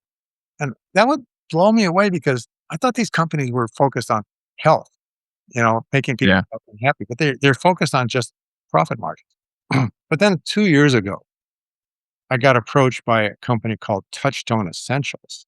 I'm not a marketer, so this sounds like marketing. I apologize, but I'm just a researcher. But I was pretty impressed with the founder of the company, and especially when I told him about the past experiences with companies saying the profit margin is not high enough. And he just said, "I don't care about profit margins. I just want people to be happy and healthy." And I've been pretty sold on that company ever since then. I've looked at all their products. I'm actually pretty impressed with the quality of their products and the novelty of their products. It's going to be different, but it's called Touchstone Essentials, and their website is www.thegoodinside.com. Hmm. But I ended up providing them with our top 5 nutraceutical and telomerase inducers. And I worked with a company in New Zealand run by a Christian Chase, who actually formulated these things for Touchtone. And so that's like 2 years ago. And so, but just a few months ago in May, Touchstone Essentials just launched this product here called TeloVital. Let me bring it up closer. TeloVital. It's ELOVITAL. it's Yeah. USDA organic approved, which is the only product I've ever been involved in that got that ranking, which means it's critically safe. Toxin levels, I mean, this because Touchstone is really critical about making certain toxins are really low. There's the lead levels, for instance, in this product are undetectable. They're so low that the low Proposition 65 of California standards. Okay, but this now got launched, and I'm taking it every day. Okay, it's a plant based on plants. Everything's safe. Um, Christian Chase, I mentioned, he's taking it every day. He's a bodybuilder. Okay, he Mhm. actually just competed in the Mr. Universe contest. Oh, cool. And I'm surprised he didn't win when I see the videos. But he's raving about the effects that it's having I'm feeling like better vision's coming along. My endurance is getting better. I'm already an ultra marathon runner, but my endurance is getting better. And then I meet with people every week or multiple times a week of groups of people who are on the product, and they're all raving about the benefits. Now, why are these benefits occurring when I just got finished saying that this doesn't win the tug of war? Right. It seems like it would just slow the Yeah, decline and not exactly. reverse anything. But I was promoting that as like okay, this product won't reverse aging, but it will slow it down, and nothing else on the planet slows down aging. Everything that claims to reverse aging is actually misinterpretations of the data. And I'll come back to that in a minute. But uh, I started asking myself, how could this product be showing signs of age reversal in people, even though it's not reversing aging overall? Maybe, well, maybe it's isn't, maybe not. It is showing age reversal in some tissues and organs, and Okay. maybe it's the tissues and organs that have critically short telomeres that are showing age reversal. Okay, because here's something that we did already know, but we hadn't connected the dots yet. We knew that when telomeres get critically short, they become easier to lengthen. Okay. It's in my books, I describe it as in the tug of war, the people pulling to shorten are falling off a cliff. And so fewer people are on that side of the tug of war.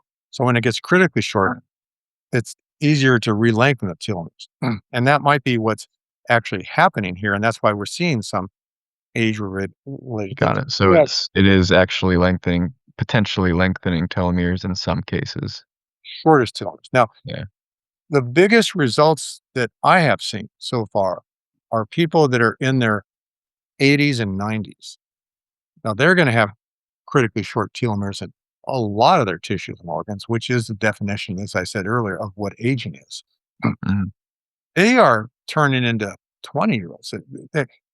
Like this 94-year-old woman I've been watching her for months. She gets on these calls every week because her daughters are both on the product too, and they get their mother on this. She's shown tremendous changes. I mean, there's videos now of her dancing and things like that. And she's the most enjoyable person to listen to on these talks because she's so excited about the benefits that she's seeing. There's a guy who's in his 80s that the before and after pictures and things like that are amazing. Okay, so I'm not making a claim that this reverses aging. I'm just trying to understand why I'm seeing some anecdotal data that's pretty hard to ignore. Yeah. Yeah, that's really interesting. And the only explanation is that critically short telomeres are being linked. And so that's where we are. And I'm continuing to do research, even though we don't win the tug of war yet, uh, except when telomeres get critically short. I still want to find a nutraceutical that actually wins that tug of war. And right now, I'm not looking at any other companies to work with besides Mm. touched on essentials because of their ethics. And I've got high standard ethics. So at your current rate, because I know that you don't have the funding that you want to go at that 1 to 3 year um, rate. At your current rate, how long do you think it would take you to find the molecules that win that tug of war? 30 years. I mean, it's like we have to find the funding. And Yeah. so if we could talk about that for just a minute. I mean, I'm not into making money. That's it. I just want people to be happy and healthy. But I had no problems finding investors at the beginning. I I would go to angel conferences, angel investors. I would go to one of their meetings. There'd be 50 angel investors sitting in the audience, and they'd listen to one person give a 10-minute talk after another. And maybe one person would stand up and say, "Hey, let's go in the back here and talk about investing." Mhm. I got up and I talked for 10 minutes, and every single person in the room got up to invest because they already knew about my background with so many success. They knew I was somebody that could get things done if I had the Yeah. funding. So, but the problem was that all these investors suddenly wanted to turn me into somebody else to make quick return on investments. They didn't want to wait. At that time would have been like 6, 7 years for a cure for aging where they'd make some money and they'd have to go through FDA approvals and things like that. They wanted quicker return on their investments. So they they would take over my scientific strategy meetings and tell us to start working on other things. Um, I apologize. An alarm just went off. I have to run into the lab really fast. I don't know if you heard that one. I Yeah. just Go ahead. I didn't hear it, but I'll pause. cell biology and stuff like that. Your life is run by the cells you're working with. Okay. Like, like Yeah, so you just paused, you ran off to the lab, I paused the recording, it's back on. What did you just have to do? I had to change cells, the media and some cells that are shaking. I'm trying to clean them of a drug that we put into them because I want to be able to test them. They're sitting on a shaker and is essentially washing the cells of the drug that I treated them with. And Mhm. I needed to go and I needed to pour that media off and add new thing to clean them even further. Okay. How often are you doing stuff like that? Sometimes I work all night. I mean, some scientists here I have couches in their offices so they Oh can my work all goodness. night because you're under pretty much control of your caregivers for the cells you're working on. Okay. Wow. And that's been your life for how long? Uh, boy, ever since I started doing research in college, when I was doing fruit fly research, me and future Nobel Prize winner Bruce Boiler and I were doing work on fruit flies in the 1970s to study aging. I said I had anti-aging clubs. He was one of the key people in those anti-aging clubs. Uh, and we would have to get up in the middle of the night to handle the fruit fly experiments. Okay, things like that. Yeah. Uh, Huh, wow. That's a different life. yeah, but it's like it's worth it. I mean, the discoveries that we have made. I'm really proud of all the discoveries I've made, but it's actually a devotion that very few people have. I just am one of those people. I would gladly do that. Yeah, well, But that's why I wanted to talk to you. I just felt that in our first, 10 minutes talking together. I could just tell, like, this was a lifelong passion that you've really dedicated yourself to. yeah, and my life's not long enough to do everything I want to. So that's why. Well, maybe it will be. Yeah. You were Uh, just telling me before you walked out, you were telling me at the beginning, you get all these people who are interested in investing, but the timelines were not favorable to them. they had me doing quick return on investment projects, and my team of scientists, we succeeded at everything. Okay, and we thought, and they kept saying, "We'll get back to the stuff you want to do as soon as we start getting quick return on our investments and stuff." But then I remember we had this big meeting. All 50 investors were in the room. I was speaking on stage, just like what happened at Geron Corporation. It's the investors. One of the key investor got up on stage and said, "Okay,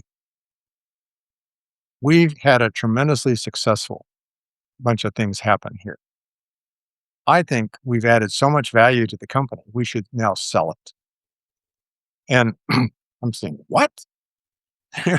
They're talking about selling the company, including all my intellectual property, to somebody else so they can make money. And I can't even start up a new company because of my non-compete clauses. Okay. So I'm pretty devastated. And I got lucky that three of those investors, including Chris Chase, who I mentioned before in New Zealand, he was one of the investors. They approached me and said, they're not interested in money. They want a cure for their aging. And so they told me they're going to orchestrate a complete takeover and they want me to have 100% ownership of the company.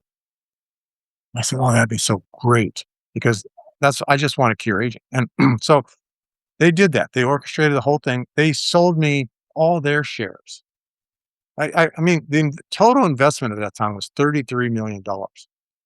So I ended up getting complete control of the company for $3. I had to pay each of those three investors $1 for some tax reason. They Yeah, weren't right. Yeah, yeah. they didn't care about the dollar. And now, but they still are loyal to this company. I still communicate them, I give them updates and things like that. I've at our 20-year anniversary, anniversary present I gave them was when we do come up with a cure for aging, they get it for free. Uh, Mhm. and Yeah, that's a pretty sweet deal if it happens. it's but that's so I'm now 100% owner of this company. I will not absolutely not go back to traditional investors because that would be a slap in those three investors' face. Sure. Understandable. I return to what they just gave up, sacrifice to allow me to have control.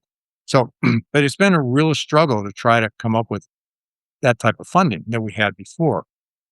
And so I resorted to go to market partnership opportunities. And that's what Televital is essentially. It's a successful go to market partnership where we actually get a royalty that I put 100% into our research.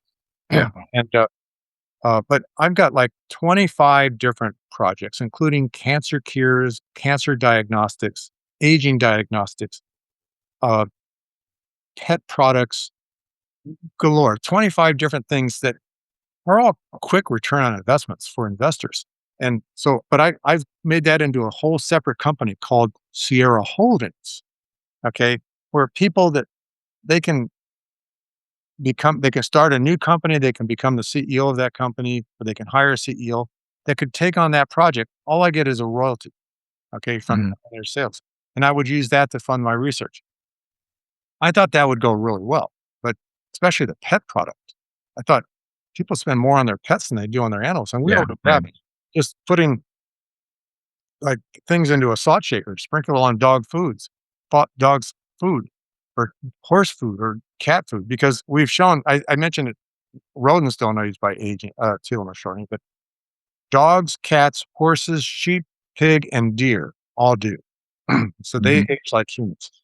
And we haven't talked about why we age yet, Matt. Well, come back to that. But they do. And so these products would benefit them too. Um, but I it's just I'm not a marketer. I wish I was working with somebody that was really good into that kind of stuff so that we could get some of these things off the ground. Because that would be a great way to bring in funding to do the research. Well, I wanted to ask, and maybe, maybe this isn't the tangent you want to go down, but like I see guys like Brian Johnson, and I'm just thinking that seems like a match made in heaven, but clearly it's not. And I'm kind of curious about that. If you don't want to go that direction, you don't have to, but he has a huge following for Brian aging. Johnson knows all about me. I mean, Yeah, I figured he would. he spoke at I'm one of the organizers of a conference called RadFest, and Yeah. he was one of the speakers. And I thought would be great to have him as a speaker because he would bring in bigger audiences to Yeah. Yeah. help, because Radfest is totally devoted towards curing aging and funding companies like mine to do the research.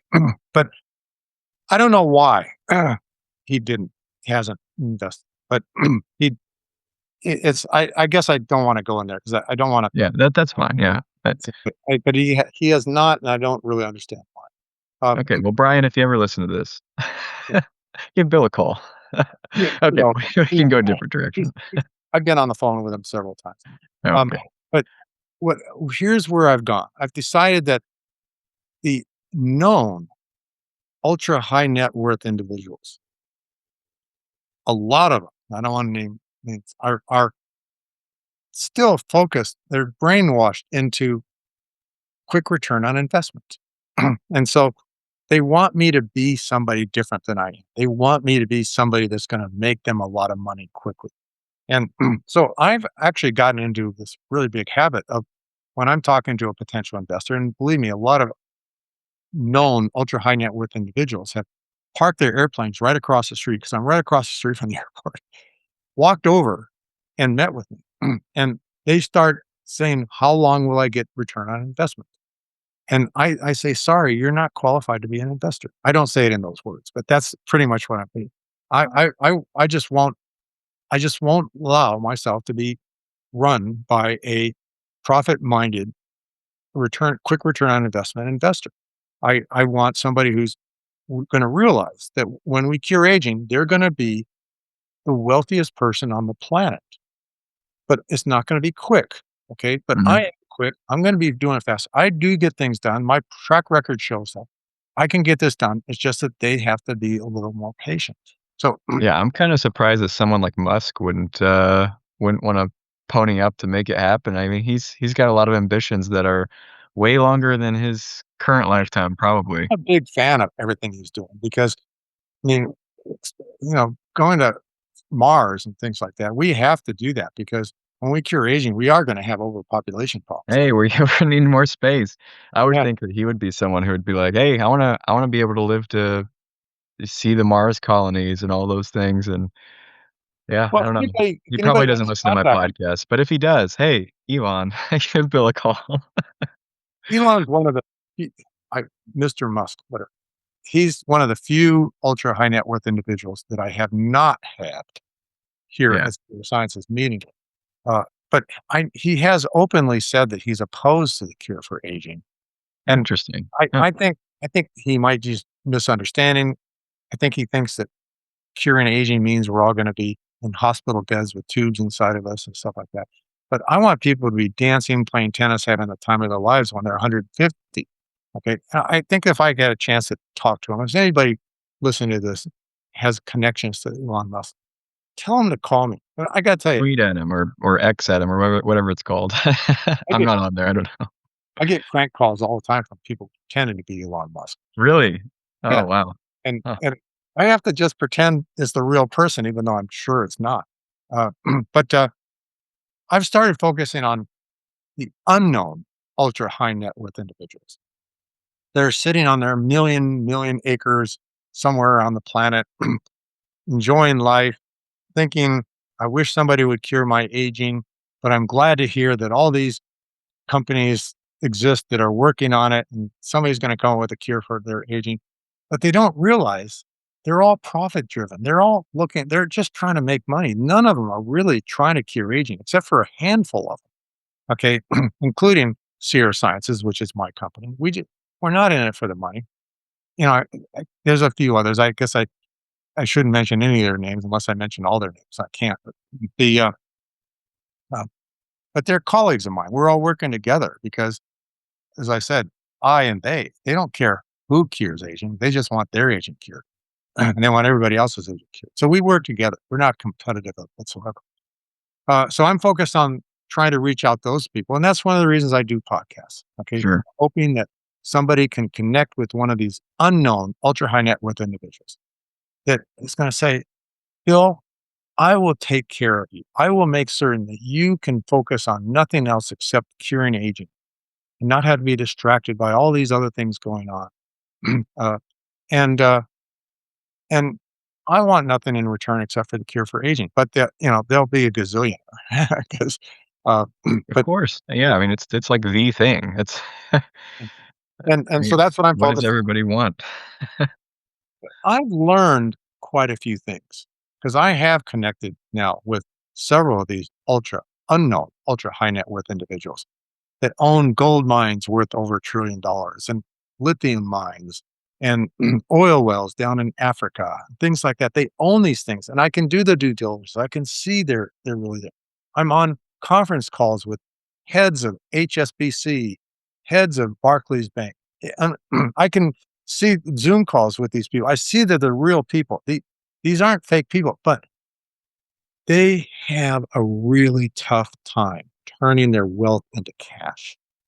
And this has been something I am just shocked. I don't think 99.99% of the world realizes how much control there is over government organizations, international organizations that regulate how much money can be produced.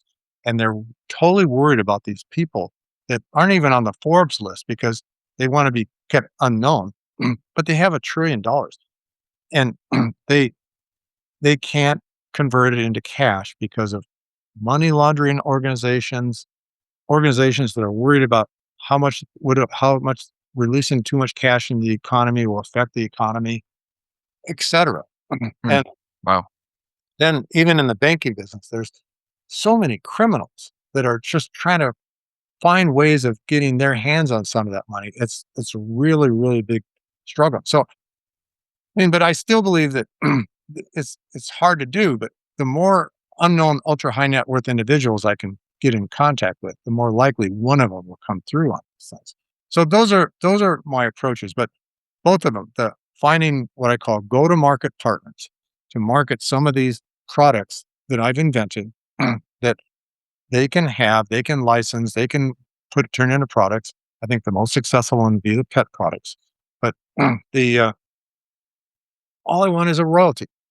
Okay, they can have 90% ownership of the companies, and maybe even 100% ownership. It depends on how successful, how fast they can come up with the royalties.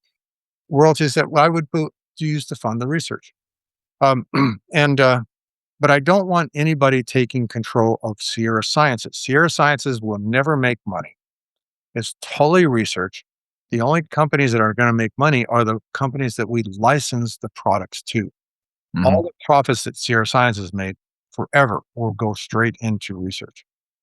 So there's no point in an investor investing in Sierra Sciences. They need to invest in Sierra Holding or one of these other companies. And if somebody insists on still investing in Sierra Sciences, they Maybe they just like you, Bill. They just they, wanna they, well, support you. they want the celebrity status of Mhm. whatever, but they they can have less than 50%. Okay, whatever.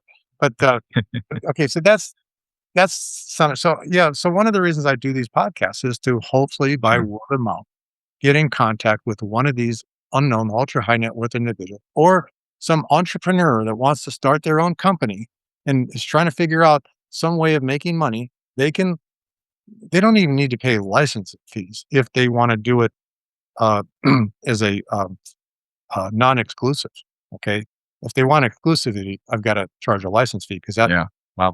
that's about another. That seems like a huge opportunity. If I'm one of those ultra high net worth individuals, I'm so unknown that I don't even know. But but if someone's listening who's in either the entrepreneurial category or one of those ultra high net worth individuals, give Bill a call. Bill, I did want to ask about I see you looking at something. Were you looking at the No, clock? no, no. I'm just looking Okay. at the clock, the time. Yeah. I know I wanted to get back to there's like the. something else I wanted to say Oh, before we okay. Yeah, yeah. No, we've got half an hour. Yeah. because we talked about this at the beginning. I was saying there's a lot of products out there that claim to reverse aging, Mhm. and most of them do it by demonstrating that telomeres were longer after people were treated with their product than before they were treated with their product. And this has caused a lot of problems because all these companies are saying our product reverses aging because look at people that take our product have longer telomeres after they took the product than before. But the problem is, and this is, I'm the inventor or co-inventor of almost every method for measuring telomere length or measuring telomerase activity there are. I've known since I was still at Geron Corporation that seeing telomeres get long, and Calvin Harley, was who I mentioned before, was the one who taught me this. And once I learned it, I realized it's correct. By making, you can have longer telomeres after a treatment without any lengthening at all by doing anything that's toxic or immunogenic to your body. Okay, because what happens is our blood is made up of all kinds of cells, some and all kinds of telomere lengths. The length in the telomeres inside of a cell is all dependent on how many times that particular cell has divided before it got to where it is. So Mhm. in your blood, you have cells with short telomeres, you have cells with long telomeres. People measure the average length of those telomeres. And that's what most of the tests do. I have tests here that cost too much to make it personal medicine. Oh, can I make a guess here? I think I might see where this is going. Go ahead. So so the ones with longer, those are the ones that haven't divided so much. So I'm just thinking of your analogy from earlier with the front lines. So the front lines would have the shortest, is that right? Front line, so to speak, have the shortest, and then the reserves would have longer, or is it the other way around? They pretty much have the same. It's Oh, just okay. every frontline cell gets killed and the reserve has to divide, the front lines and the reserves both get a little bit shorter. So, yeah, so I was thinking you said that, like, if there was some sort of toxic event, so in you're measuring the averages, so does the toxic event tend to kill off the ones that have the shortest, and then that causes the average to be higher? Exactly. And there's Yeah. lots of publications showing that cells that have short telomeres are more sensitive to toxins. Mhm.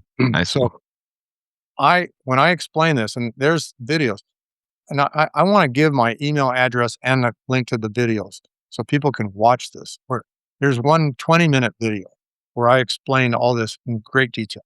Uh, but uh, if you have a company and you fire your dumbest employees, the average IQ of your company increases without Yeah. anybody getting any smarter. Okay. Well, the same thing's happening in our telomeres, especially if you're just measuring the average telomere length. Okay. You get rid of the cell, you remove the cells by killing them off, the cells that have short telomeres, you kill those off. The average telomere length of the ones remaining is longer. So if I wanna increase your average telomere length, then I could just poison you, and that would do the job. Yeah. Okay. But but actually, now you require cell division to fix that problem, which is actually accelerating your aging. It didn't Yeah, slow down your aging or even reverse your aging. I It see. it actually accelerated your aging. Okay, so now the other extreme, if your product is immunogenic at all, and everybody, even a 90-year-old, has cells in their bone marrow that still have long telomeres because they've undergone very little cell division that are the progenitors to your blood cells. So those cells, if you have an immunogenic product, they'll induce that product will induce those cells to divide, infiltrate the blood, and end up putting new cells into your blood that have longer telomeres. Mhm. Okay. And that's going to raise, increase the average telomere length of your blood without any lengthening. And that's the I same see. with that company. If you were to hire a bunch of geniuses, the average IQ of your company increases without anybody getting any smarter. Yeah. So, Yeah, I see. these are what these companies are experiencing. So the only way to show, the only way possible to show that you're actually lengthening telomeres is to demonstrate telomerase expression inside the cells. And none of these products actually show that. At least every product that I've looked at, and I've tested them all, every product that I've looked at has no data, or our even own data shows that they do not induce telomerase expression inside the cells. And the only way to lengthen telomeres is with telomerase. And so I tell these companies this, and they know this. And so I always say, if some company comes to you and says they have a product that reverses aging, here's the data, we lengthen telomeres. Ask them, do they have any data showing that their product is inducing telomerase expression? Because it's easy to do. As I said, I'm one of the co-inventors of every method to measure telomerase expression there is. And that's what our robots do. They measure Mhm. telomerase expression. And so the the companies will say, no, we don't have any data, but look at the telomeres got longer. How else can you explain this? I've already explained how to explain it. Now, then ask them, well, why didn't you do it? And they say, well, we didn't need to. I mean, if they didn't do it and they don't have any good reason for not doing it, walk away. Okay. Yeah. Their product is not lengthening telomeres, but Telovito, this product, if you go to Touchstone Essentials, they have the data right on their website showing our data showing that each of those 5 ingredients do induce telomerase expression. And the reason why we mixed 5 of them together, by the way, is because there's a really good chance that there's actually more than one repressor protein shutting that dimmer switch off. And so we need to de-repress all of them. And so by having the top 5 increases the chances that we're getting synergy. Mhm. Yeah. Yeah. But, but this product is the best thing on the planet right now for slowing down the aging pro- uh, process and possibly even reversing aging if there's critically short telomeres. And uh, but yeah, if somebody finds some company that has a product that induces telomerase expression, let me know because I want to take their product. Yeah. And I said I'm not. I'm just top most is I want to cure my own aging because I want to be here when we find life in outer space and things like that. It's like I'm Yeah, afraid me too. out. I'm not afraid of dying. I'm afraid of missing out on great things that are going to happen. But but but also I would test them, and I'm going to tell you, there's at least one company that has published data, and on the very first page of the paper, they have a picture showing a telomerase test showing that they're producing telomeres. But anybody who knows anything about telomeres can look at that picture and say, that's not telomerase. That's completely something that we sometimes see in our background that has nothing to do with telomeres. But nobody knows that. And the fact Hmm. that peer reviewers accepted that paper means that they didn't know that. but so even if you do find, there's only one I know of that actually has done this. It's shown data showing telomerase expression, but the data is not really telomerase. But people can email me. They can ask me questions. I do spend a lot of time in the lab, but I love taking breaks, getting on my computer, reading emails, and answering questions. And my email address is B as in boy, Andrews. So BANDREWS at Sierra Sci. That's short for Sierra Sciences. It's spelled SIERRASCI.com. No spaces, no periods, nothing, except for at the .com. And they can feel free. I love it. I actually enjoy it. And it's not just aging. It's anybody who has cancer questions, heart disease questions, inflammation questions, Alzheimer's questions. Send me something. Okay, but also let me just say my website, which is www.sierrasci.com, does have on the very first page a very prominent button that looks kind of like a rectangular Twilight Zone button. You won't miss it. It says key videos and documentaries. Click on that and you open up a document. They'll have key videos. There's videos of me talking for an hour on what aging is, why we age, how we age, how not to age, different uh, videos on how to know what's real and not real. I Hmm. actually have my own podcast. It's called Up One, which is all about really dissecting what products are real and what products aren't real based on me doing what I call critical meta-analysis of peer-reviewed studies. So I'm really good with all my training that I've had of the scavenger hunt of picking up all the tools I need. I'm really good at, at reading papers and studies and finding out if they have good experimental designs, data analysis, statistical theory, statistical analysis, uh, construct validity. One of the most important terms that only a psychologist would know. Construct validity means, did their test really test what they think they tested? Okay. Hmm.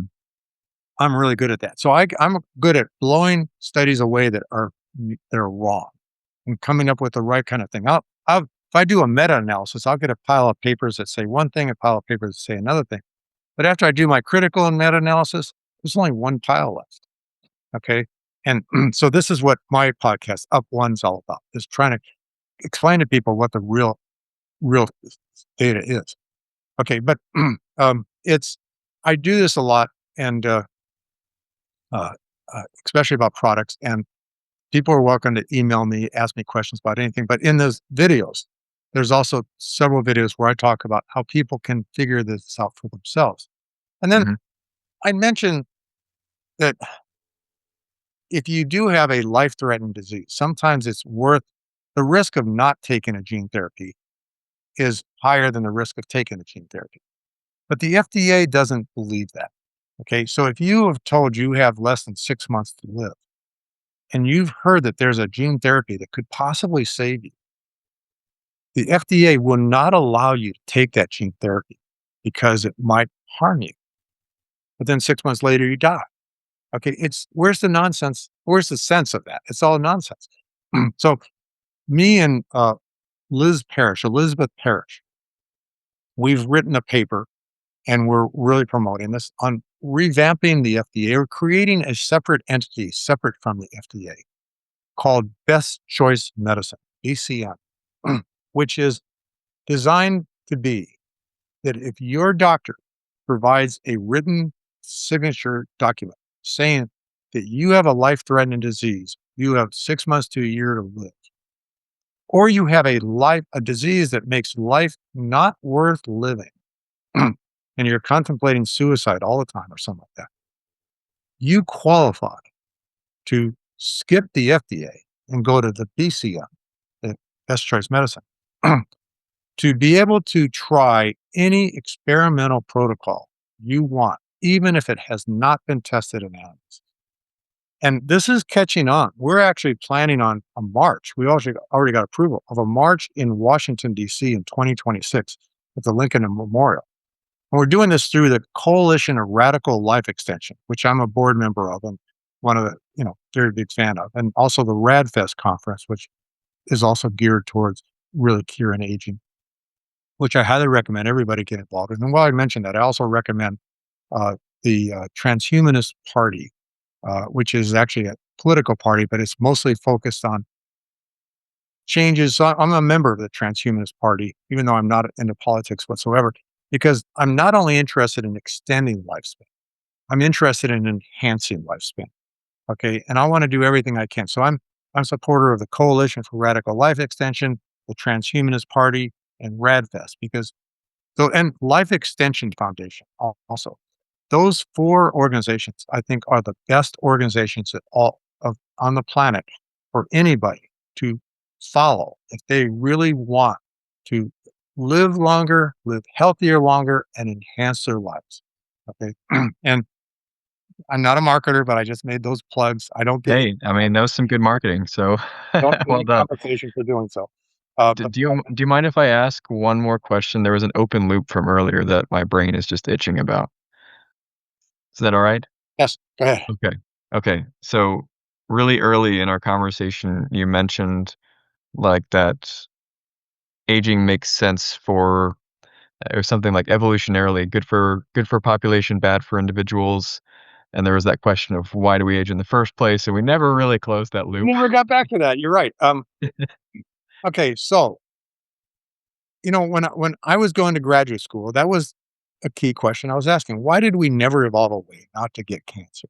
Why did we never evolve a way not to get Alzheimer's or heart disease or aging? I mean, these things are bad for us. Why didn't we evolve a way not to have them? So that's what so when I went to graduate school, I studied molecular genetics and population genetics. So I got PhDs one PhD in both of them. Molecular genetics and population genetics is my PhD. And population genetics is the study of evolution, but it's not the what and when of evolution. It's the how and why. Why did these things happen and how did these things happen? And the molecular genetics is actually, well, no. So if evolution decided to do something opposite of what the individuals want, I want to be able to undo that. I want to undo evolution. So that's why I took molecular genetics and population genetics, just so I could understand why we evolve things. And then at the same time with my molecular genetics, how to undo those things that we evolved that are not good for us. But it turns out this is what I learned. And I actually wrote a thesis on this. Instead of getting a master's degree, I wrote a thesis on why we age. And throughout evolution is not a force, it's a result. So if I talk like it's a force, that's by accident because we don't have the right words in our vocabulary to talk about evolution. It's always been a result of increasing diversity within species. If every member of a species is identical, it's going to be very tough for that species to survive a rapidly changing environment. Mhm. Either everybody's going to be eliminated or everybody's going to survive. But it's like your odds are when a rapidly changing environment is going to occur, the odds are you're going to be eliminated.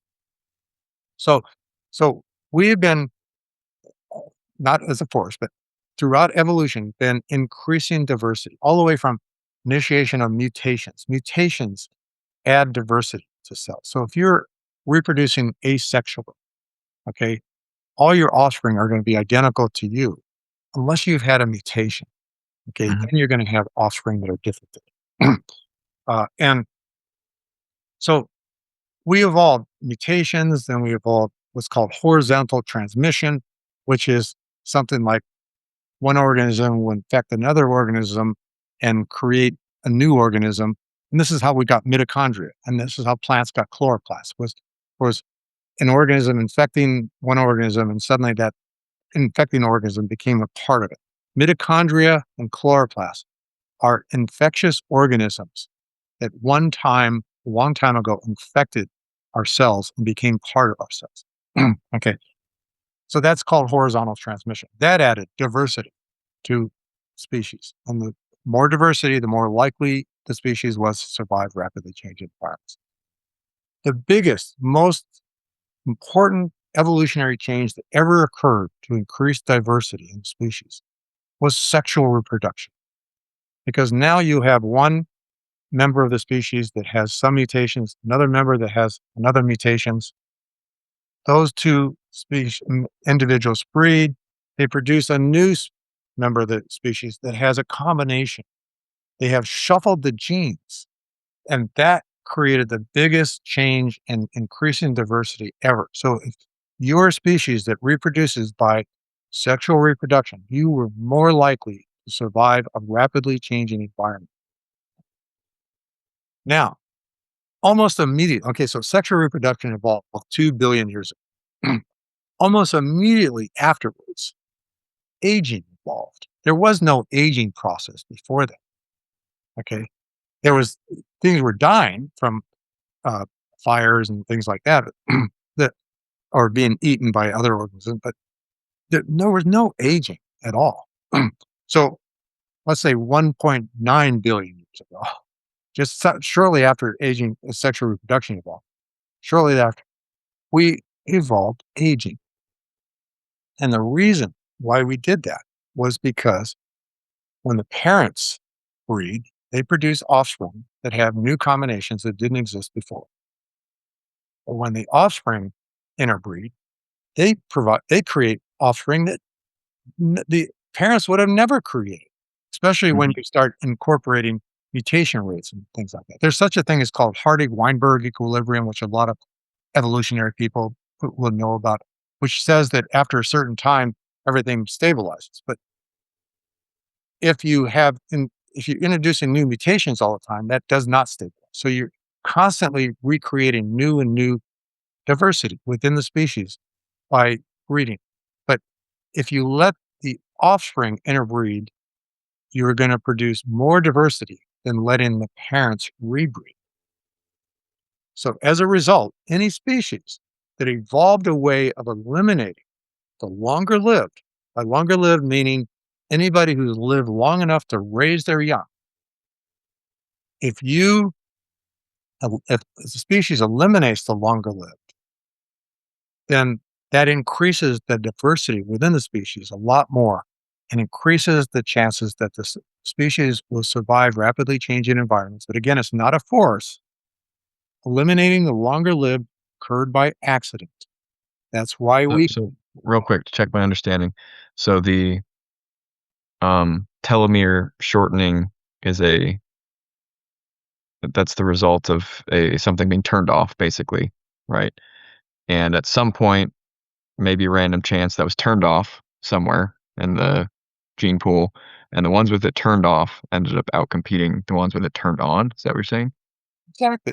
I'm Okay. actually quite impressed that you got that. Okay, so so it turned out, but remember, aging is a relatively recent evolutionary event.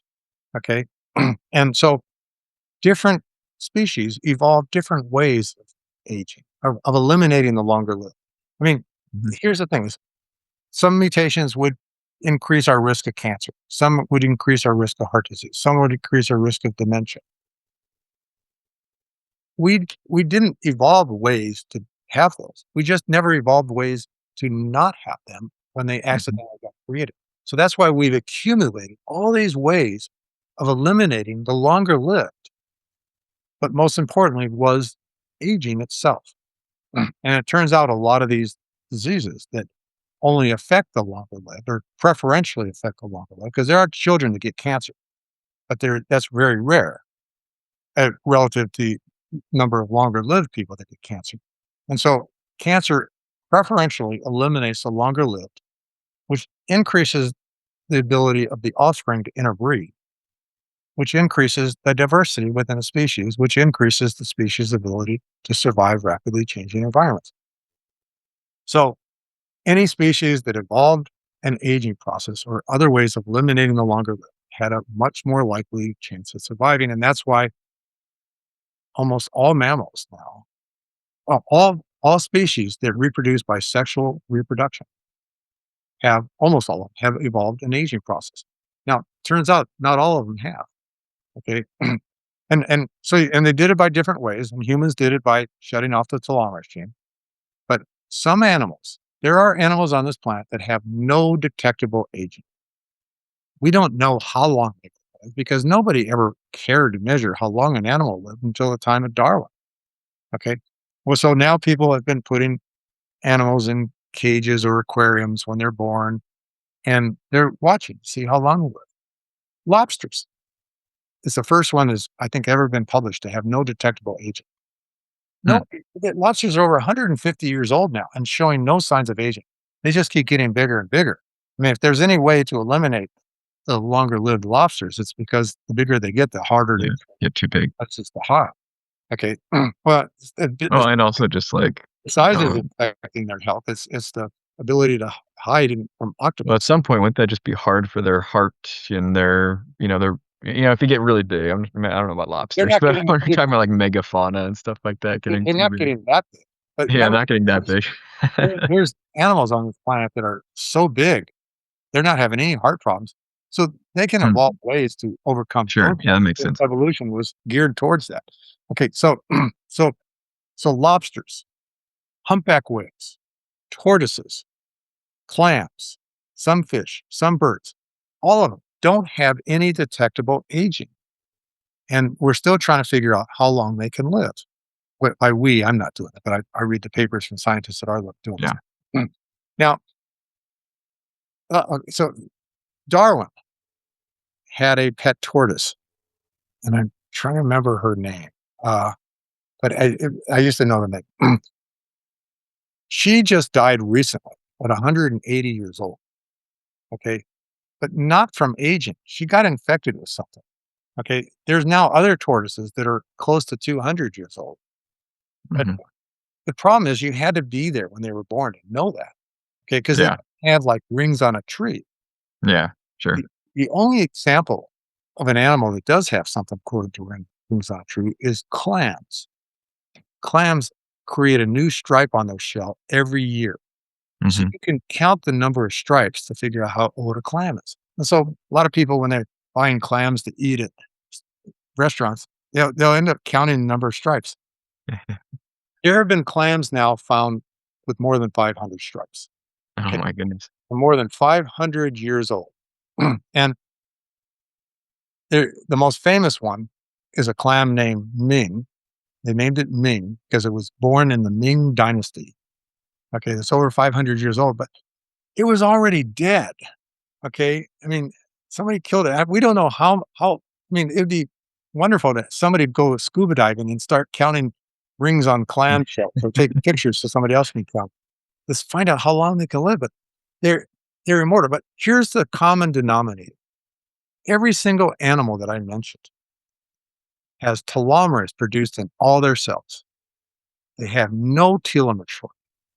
They Mhm. have no detectable aging. And they have very, very low incidences of diseases, including cancer. Okay. These are extremely healthy animals. Okay. And it's all of a sudden, but they also don't have the same aging mechanisms that rodents do. Okay. They don't have the high oxidative stress or low antioxidant production. They don't have the high inflammation and things like that. And so it's like, we can learn from these animals. And what I've learned is that having telomerase produced in all your cells, keeping telomeres long is a good thing. There's nothing wrong with it. It's going to make us all be more like lobsters as long as we don't. Uh, and it's like, but I'm really excited about that. But then there's all kinds of different aging processes that are occurring on this planet, and we got to solve them all because humans have them all. Just the stick of dynamite with the shortest fuse in humans is the telomeres. And but we can do this. Okay, so we're still talking about why we age, and it's like we will never ever evolve a way to eliminate cancer, heart disease, Alzheimer's, or even aging unless we do it ourselves. And that's what I'm doing. Okay. And humans are smarter than evolution now.